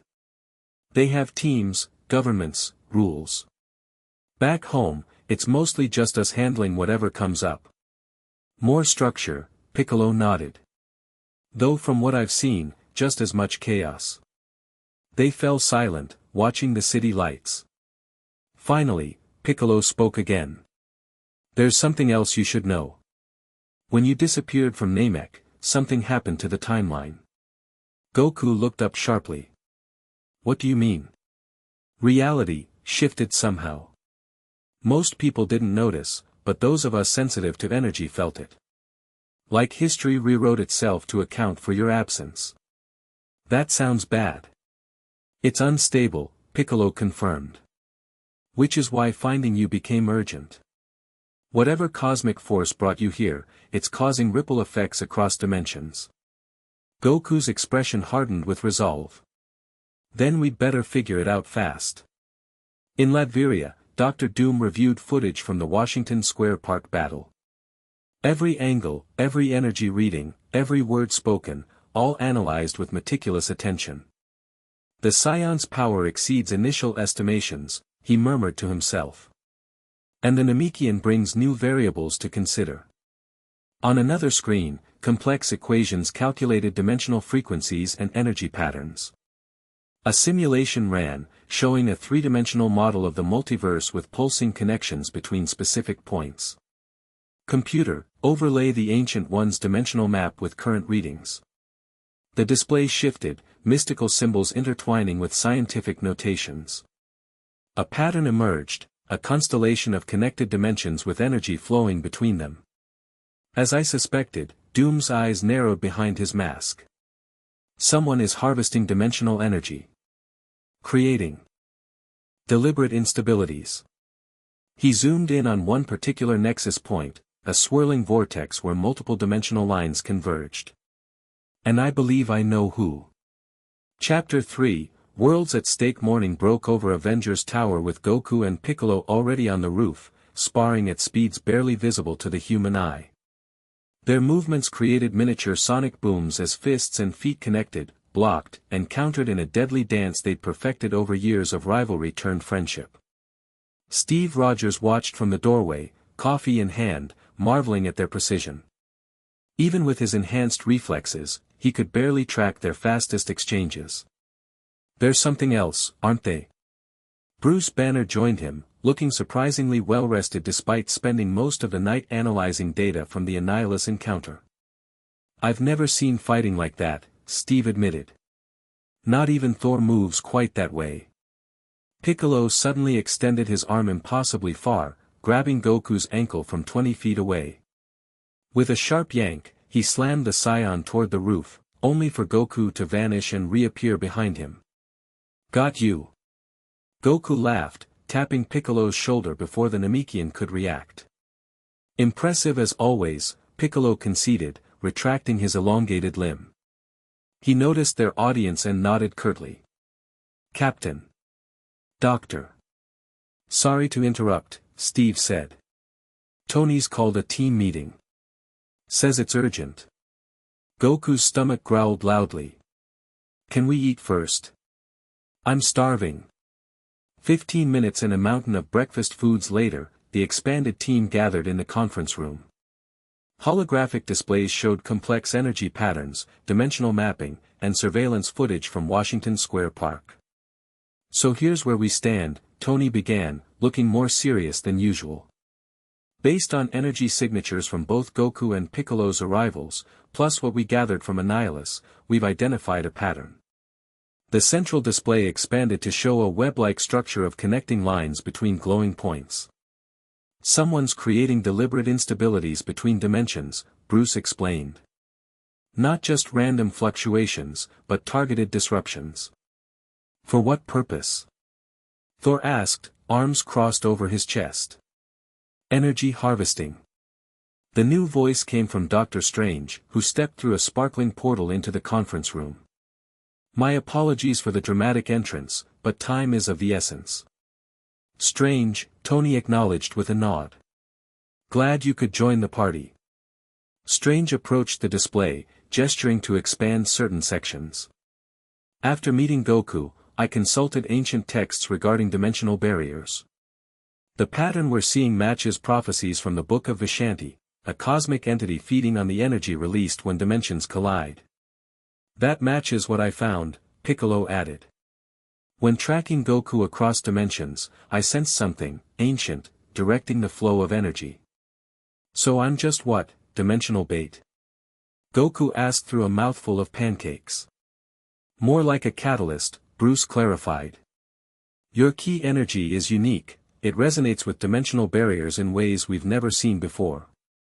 When you fought Frisia on Namek, the massive energy release created a beacon that this entity could lock onto." Steve leaned forward. "So who or what are we dealing with here?" Strange's expression darkened. "If my suspicions are correct, we face Abraxas, a multiversal entity that embodies destruction and chaos between realities." Thor's grip tightened on Mjolnir. "I have heard whispers of such a being in Asgard's oldest texts. A destroyer of worlds beyond worlds." "Great, another cosmic bad guy with universe-ending powers," Clint muttered. "Just what we needed this week." "If Abraxas is behind this, we have a serious problem," Strange continued. "He doesn't simply destroy, he consumes the energy released when dimensions collapse into each other." "Like a dimensional vampire," Natasha suggested. "Essentially, yes." Strange turned to Goku and Piccolo. "Your arrival has accelerated his plans. The energy you both carry, particularly you, Goku, is exactly what he needs to breach the final barriers between our universes." Goku set down his fork, suddenly serious. "So what do we do?" Before anyone could answer, Jarvis interrupted. "Sir, I'm detecting an incoming transmission on all frequencies. The signal origin appears to be Latveria." "Doom," Tony sighed. "Perfect timing as always. Put him through." A holographic screen materialized, showing Dr. Doom's masked face. "Avengers," Doom's voice was as imperious as ever. "I trust Dr. Strange has already informed you about Abraxas." "How did you?" Tony began. "Please, Stark." I've been monitoring dimensional anomalies since before you built your first suit. Doom's eyes narrowed. What matters is that our interests temporarily align. Abraxas threatens all realities, including Latveria. Steve stepped forward. What are you proposing, Doom? An alliance of necessity. I have located the focal point of Abraxas's dimensional manipulations, a nexus of reality in the upper atmosphere above the Himalayas. My own attempts to neutralize it have proven insufficient. You tried to access it yourself, didn't you? Strange accused. And nearly got consumed in the process. Doom's momentary silence was admission enough. The point, Doctor, is that I have valuable information. And the dimensional travelers possess the energy signature needed to close the breach before Abraxas fully manifests. Why should we trust you? Natasha asked pointedly. Because, Agent Romanov, I have no desire to see reality consumed by a cosmic parasite. Doom's tone hardened. I am transmitting coordinates and data now. Use it or don't, the choice is yours. But know that Abraxas grows stronger with each passing hour. The transmission cut off abruptly. Well, that was cheerful, Tony remarked, examining the incoming data. Jarvis, verify this against our own readings. Already done, sir. Dr. Doom's information appears accurate, if incomplete. Bruce studied the new data with growing concern. According to these energy spikes, Doom's right about the time frame. The dimensional barriers are thinning rapidly. Thinning where exactly? Steve asked. Strange gestured, creating a mystical projection of Earth with a pulsing point high above the Himalayan mountains. Here. A weakness in reality where our dimension intersects with several others, including the one Goku and Piccolo come from. So we go there, close the breach, and stop this Abraxas guy, Goku summarized, sounding almost excited at the prospect. Sounds like a plan. It won't be that simple, Piccolo cautioned. Closing a dimensional breach of this magnitude would require enormous energy, possibly more than even you possess, Goku. Strange nodded in agreement. The traditional mystical seals would be insufficient. We would need to counter Abraxas's power with something equally cosmic in nature. What about the cosmic control rod technology from Annihilus? Tony suggested. If we could repurpose it. Too unstable, Bruce countered. It nearly caused a catastrophic explosion last time. Thor stepped forward. On Asgard, there are artifacts of great power that might aid us. The Odin Force itself could potentially seal such a breach. There might be another way, Piccolo said, drawing everyone's attention. If Goku and I combine our energy with your Avengers and Doctor Strange's mystical knowledge, we might be able to create a resonance field that counteracts the dimensional distortions. A multispectrum approach, Tony mused, quickly catching on. Science, magic, and key energy working in concert. It could work, Strange agreed thoughtfully. But it would require perfect synchronization and enormous power. Goku stood up, determination written across his normally carefree features. Then that's what we'll do. I didn't come to your world to let some cosmic bad guy destroy it, or mine. Steve nodded. Avengers assemble, plus our interdimensional friends. We move in 1 hour. As the team dispersed to prepare, Goku approached Strange. This Abraxas, how strong is he exactly? In his full manifestation. Strange's expression was grave. Strong enough to shatter realities with a thought. A cosmic force of destruction that exists between universes rather than within them. So pretty strong then, Goku grinned, eyes lighting up with excitement. Good. It's been a while since I had a real challenge. Strange stared at him in disbelief. You're actually looking forward to this? Of course. The stronger the opponent, the more exciting the fight. Seeing Strange's expression, Goku added more seriously, don't worry. I know what's at stake. I won't let your world, or mine, be destroyed. While the others prepared equipment and strategies, Piccolo meditated in a quiet corner of the tower. His consciousness extended outward, sensing the growing disturbance in the fabric of reality. The dimensional breach was expanding faster than they'd initially calculated. "You sense it too," Thor said, approaching quietly despite his size. Piccolo opened his eyes. "Yes.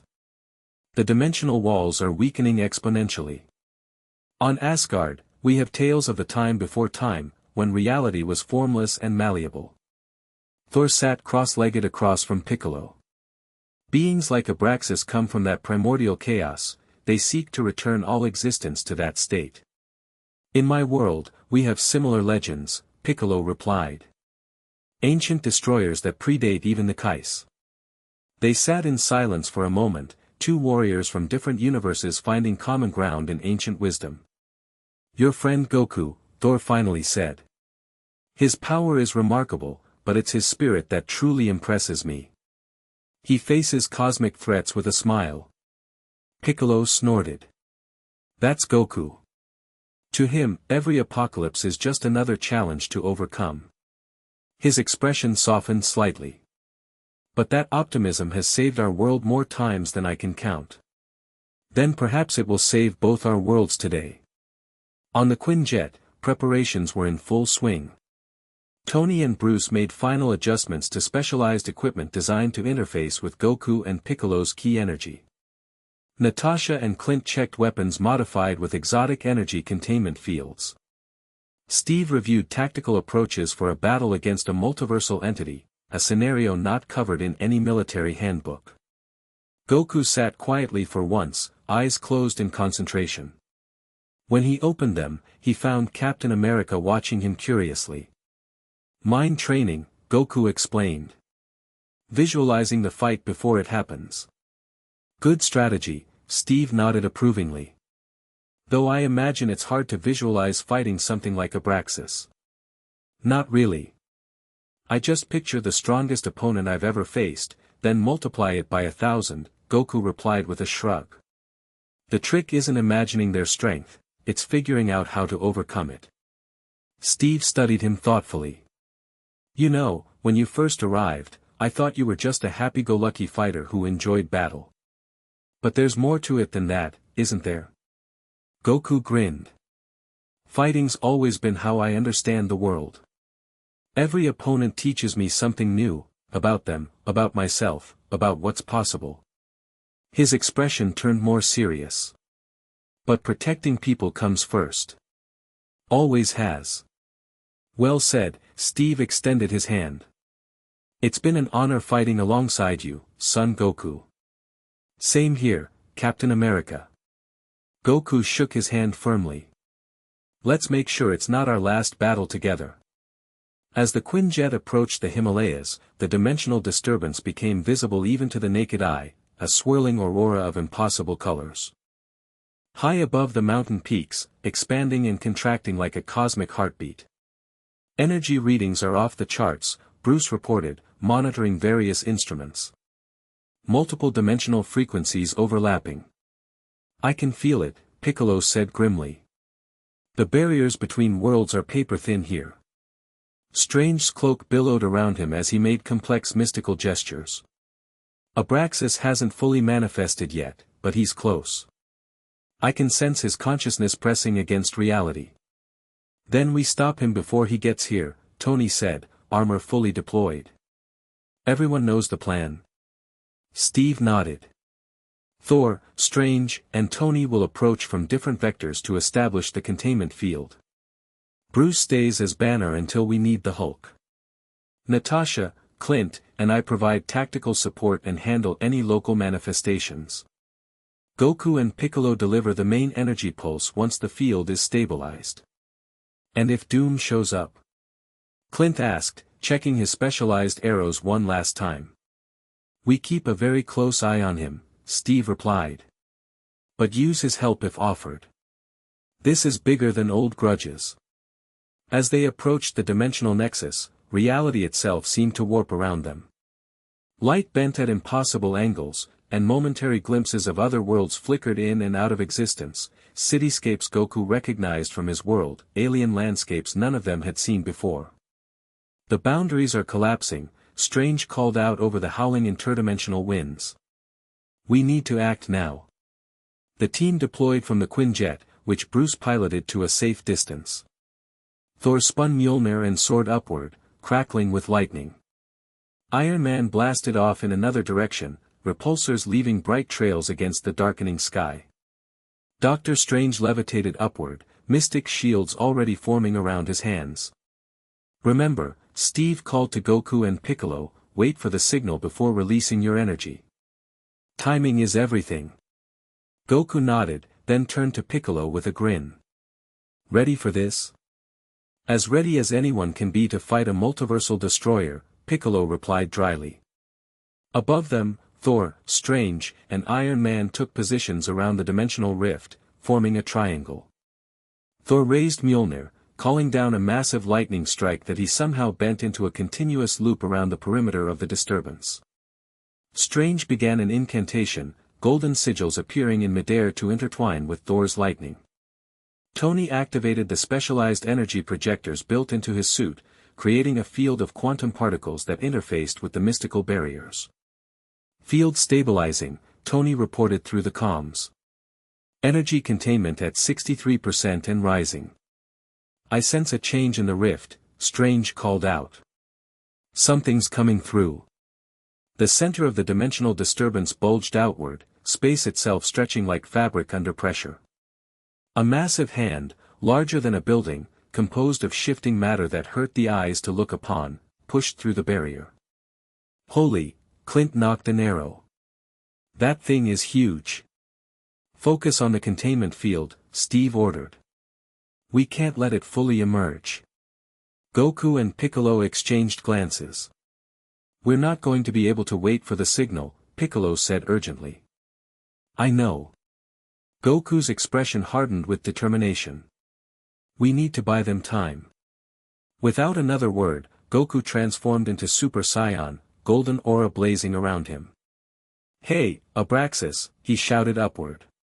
Looking for me? Here I am. The massive hand paused, then turned in Goku's direction. A voice that seemed to come from everywhere and nowhere responded, a sound that vibrated through reality itself. The catalyst. Your energy will feed the collapse. Sorry, but I'm using that energy to stop you. Goku shot upward, moving faster than most eyes could follow. His fist connected with the massive hand, and for a brief moment, the dimensional intrusion halted. Abraxas's laugh echoed across mountains. Insignificant creature. You cannot comprehend what you face. A pulse of energy knocked Goku backward, but Piccolo was already moving to intercept. The Namekian fired a barrage of energy blasts directly into the rift. The containment field is at 84%, Tony reported. We need 90 to initiate the sealing procedure. Then let's get to 90. Goku recovered quickly, cupping his hands at his side. Kamehameha. The blue energy beam struck the emerging form of Abraxas, temporarily pushing it back into the rift. Thor redirected his lightning to reinforce the point of impact, while Strange's mystical shields expanded to absorb the dimensional backlash. On the ground, Steve, Natasha, and Clint dealt with a new problem, reality fractures opening around the battle site, spilling strange creatures and energy constructs into their world. We've got dimensional bleed-through. Steve called, shield deflecting what looked like living shadows. Multiple incursions at ground level. On it. Natasha replied, firing specialized containment rounds that caused the manifestations to dissolve back into their home dimensions. Above, the battle intensified as more of Abraxas emerged, a second massive hand, followed by shoulders and the beginning of a head composed of swirling cosmic energy and matter from a dozen different realities. Your resistance feeds me, Abraxas's voice boomed. Every energy you expend thins the barriers further. He's right, Strange called out in alarm. Our attacks are accelerating the dimensional collapse. Then we change tactics, Piccolo shouted. He flew to Goku's side. We need to synchronize our energy with the containment field instead of attacking directly. Goku nodded, immediately understanding. Like a spirit bomb, but in reverse. Exactly. Stark. Goku called through the comms. We need to change the plan. Instead of us firing energy at the rift, we'll channel it through your containment field. Tony's mind worked rapidly. That could work. The field would act as a dimensional filter, using your energy to reinforce reality instead of attacking Abraxas directly. Do it. Steve ordered. Strange, Thor, adjust your positions to channel their energy. Strange's hands moved in complex patterns, mystical shields reconfiguring. Ready when you are. Goku and Piccolo positioned themselves below the triangle formed by Thor, Strange, and Iron Man. They began powering up, Goku's Super Saiyan aura intensifying while Piccolo's purple energy swirled around him. Now! Goku shouted. Together, they released controlled beams of energy upward, not at Abraxas but at 3 points in the containment field. The energy struck Thor's lightning, Strange's mystical shields, and Tony's quantum field simultaneously. Instead of passing through, it was captured and redirected, transformed by the triple-filtered barrier into pure dimensional stabilizing force. It's working. Bruce called from the Quinjet. Dimensional integrity increasing by 12%, 27%.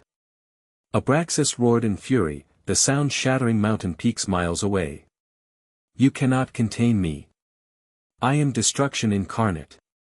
The cosmic entity pushed harder against the barrier, causing the entire containment field to buckle dangerously.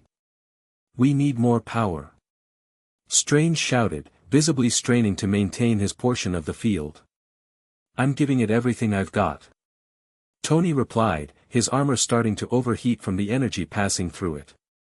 Thor gritted his teeth, calling upon the deepest reserves of his Asgardian strength. We must hold. On the ground, the situation worsened as larger reality fractures opened. Creatures and energy constructs from dozens of dimensions poured through, some resembling demons, others like living geometric shapes, still others defying description entirely. We're getting overrun down here. Natasha reported, backing up as her ammunition dwindled. Hold your positions. Steve ordered, though even he was being pushed back by the sheer number of interdimensional intruders. Suddenly, energy beams lanced from the sky, vaporizing dozens of the manifestations.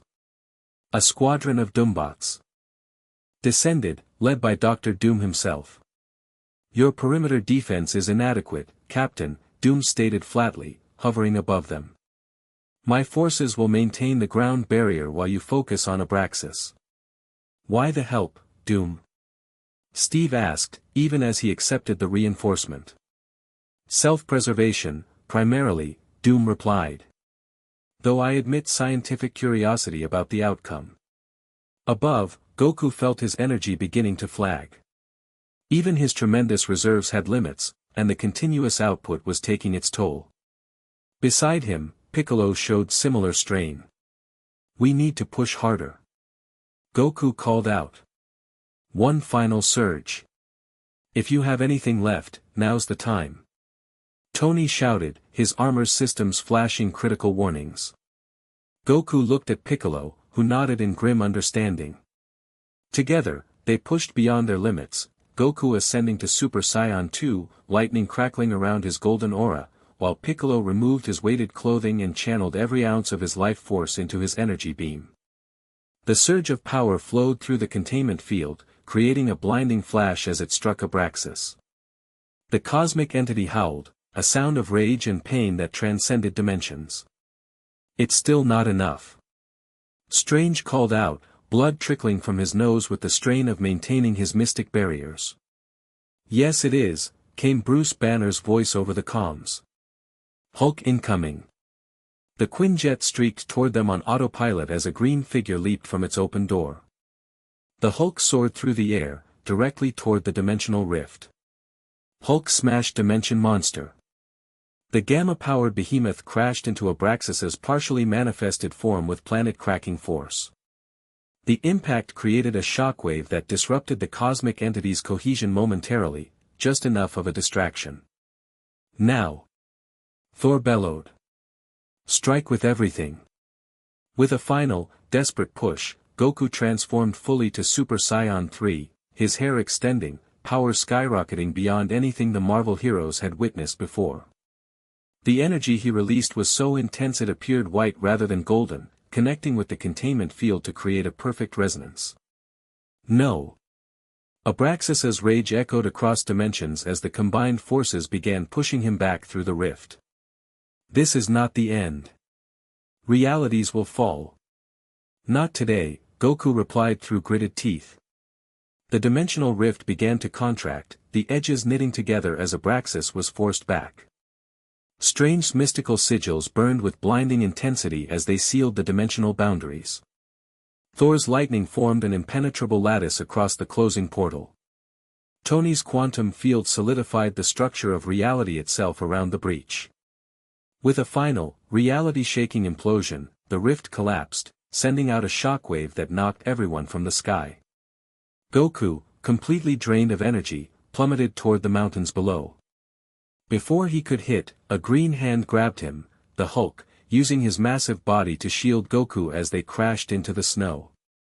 Puny gold hair saved worlds, Hulk grunted, setting Goku down gently.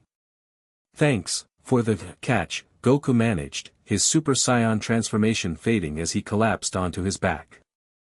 Around them, the other heroes regrouped. Thor caught Strange before he could fall far, while Iron Man's emergency protocols kept him airborne despite critical system failures. Piccolo managed to slow his own descent, though he landed hard enough to create a small crater. Did it work? Piccolo asked, struggling to his feet. Strange, looking utterly exhausted, nodded. The dimensional breach is sealed. Abraxas has been banished back to the void between realities. Not destroyed, Doom noted, descending to join them. Merely contained. He will try again. But not anytime soon, Thor assured them. The mystical barriers have been reinforced by our combined powers. Tony's armor opened to reveal his sweat-soaked face. Jarvis confirms dimensional stability returning to normal parameters. Whatever we did, it worked.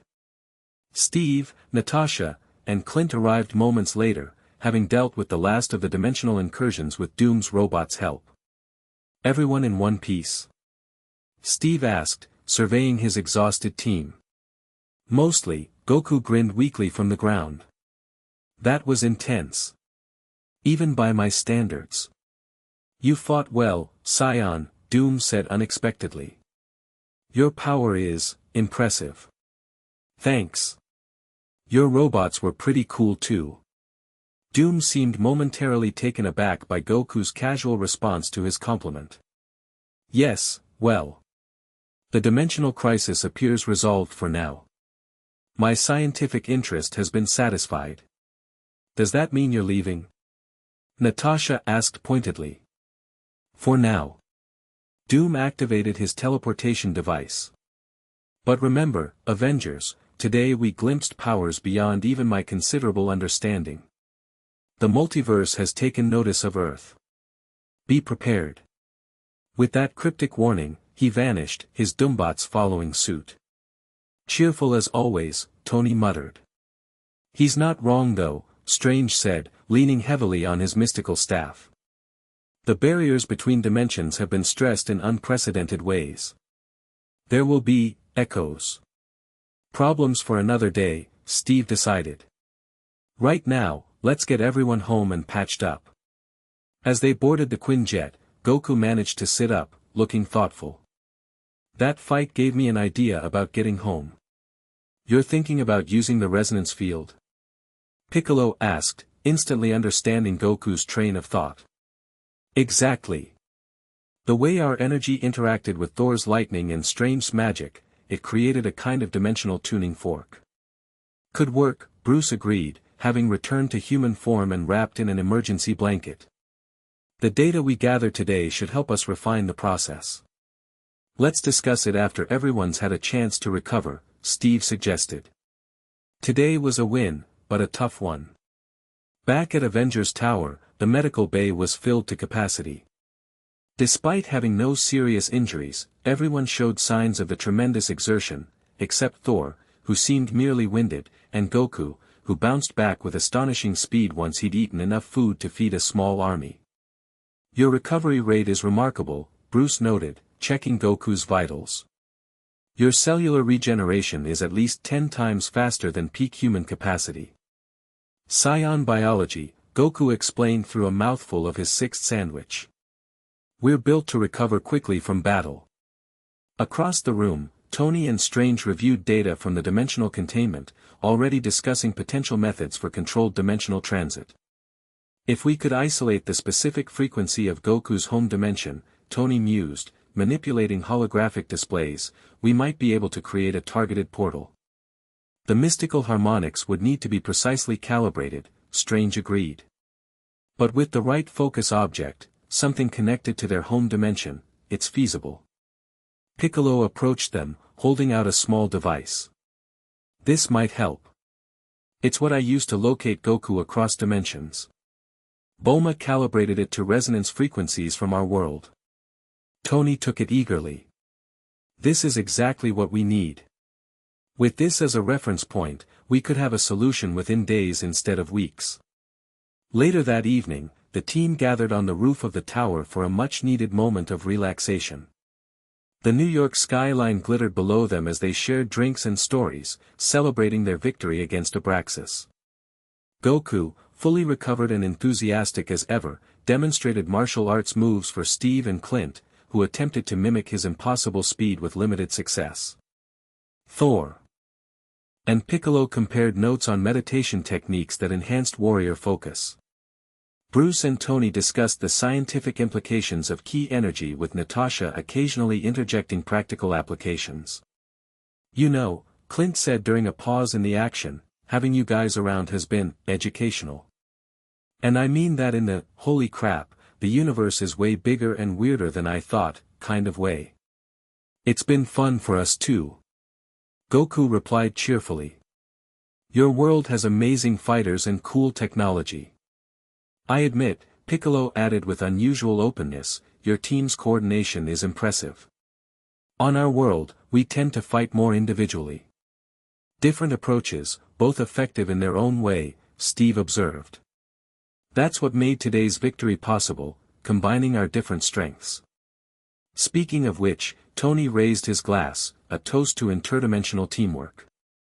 "May it never be necessary again, but impressive as hell when it happens." Everyone raised their glasses, even Piccolo with his water. As the night wore on, Goku found himself standing at the edge of the roof, looking up at the stars. Steve joined him, following his gaze upward. "Thinking about home?" Steve asked quietly. Goku nodded. "Yeah. It's been an adventure here, but I've got people waiting for me. My son Gohan, my friends, they need me, same as your world needs you." "We'll get you back," Steve promised. "Tony and Strange are already making progress." "I know," Goku smiled. "But part of me will miss this place. Fighting alongside the Avengers has taught me a lot." "Such as?" Goku thought for a moment. "That strength comes in many forms. Thor's got godly power, you've got leadership and heart, Tony's got his brilliant mind. Different kinds of strength, but all important." Steve nodded appreciatively. "That's a good lesson for any warrior." "Plus," Goku added with a grin, "I've got a bunch of new techniques to show everyone back home. Wait till Vegeta sees what I learned from Thor." 3 days later, the tower's largest laboratory had been transformed into a dimensional transport chamber. Complex machinery interfaced with mystical artifacts under Strange's direction, while Tony and Bruce made final calibrations based on Piccolo's device. "The harmonic resonance is aligned with your home dimension," Strange explained to Goku and Piccolo. "We've created what amounts to a dimensional tuning fork. It will vibrate at precisely the frequency needed to open a stable portal. And unlike your arrival," Tony added, "this will be a controlled transit. No crash landing in Central Park." The Avengers had gathered to see them off. Thor clasped forearms with both warriors in the Asgardian tradition. "You fight with honor and courage," he told them. "You would be welcome in Asgard's halls." "Thanks. Maybe next interdimensional trip," Goku replied with a grin. Natasha handed Piccolo a small device. "Data storage with information about our world. Technical specifications, battle tactics, training methods. Thought it might be useful." Piccolo accepted it with a surprised nod. "Thank you. This will be valuable. Just don't build a robot army based on Stark tech," Clint joked. "We've got enough of those already."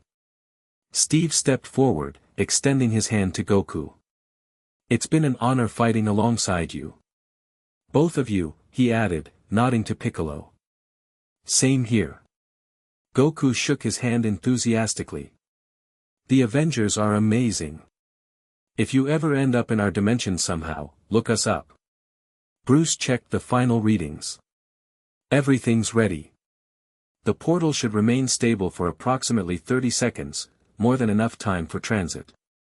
"Stand back, everyone," Strange warned, beginning a complex series of mystical gestures. Dimensional energies can be unpredictable even under controlled conditions.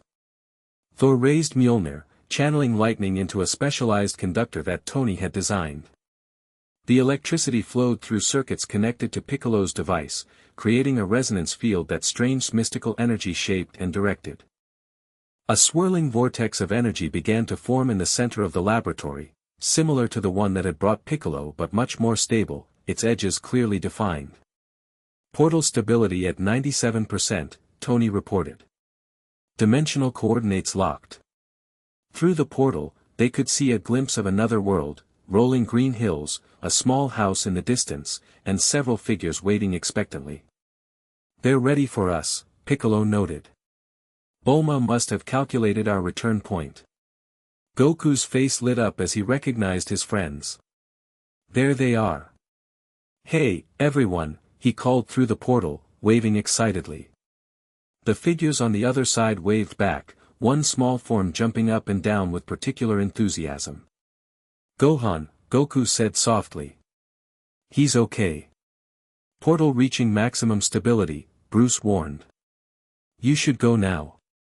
Goku turned back to the assembled Avengers, his usual grin momentarily replaced by sincere gratitude.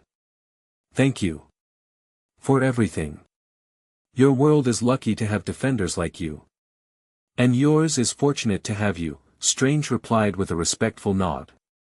Piccolo stepped toward the portal, then paused, turning back. "The dimensional barriers have been weakened by recent events. Don't be surprised if echoes of our worlds continue to intersect occasionally." "We'll be ready," Steve assured him. "Send postcards," Tony called out. With final waves, Goku and Piccolo stepped through the portal. The energy swirled around them, and for a brief moment, both worlds seemed to exist simultaneously, the technological marvel of Avengers Tower overlapping with the natural beauty of Mount Paozu.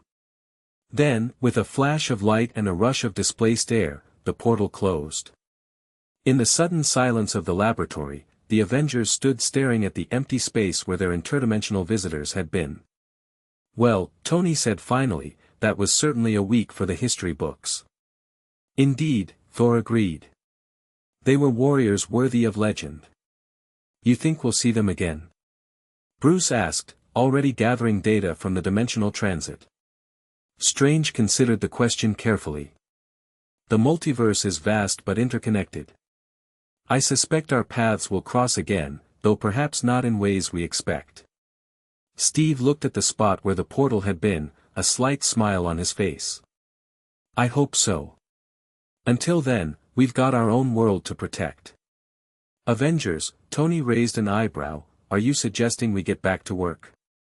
"After shawarma," Natasha suggested with a rare smile. "I think we've earned it." As they left the laboratory, discussing their next meal and the implications of the week's events, none of them noticed a tiny spark of energy remaining where the portal had been, a microscopic bridge between dimensions that didn't quite close completely. In the vast multiverse of possibilities, some connections, once formed, are never truly broken. The end. Thank you for watching this video. Please be sure to subscribe to our channel and like this video.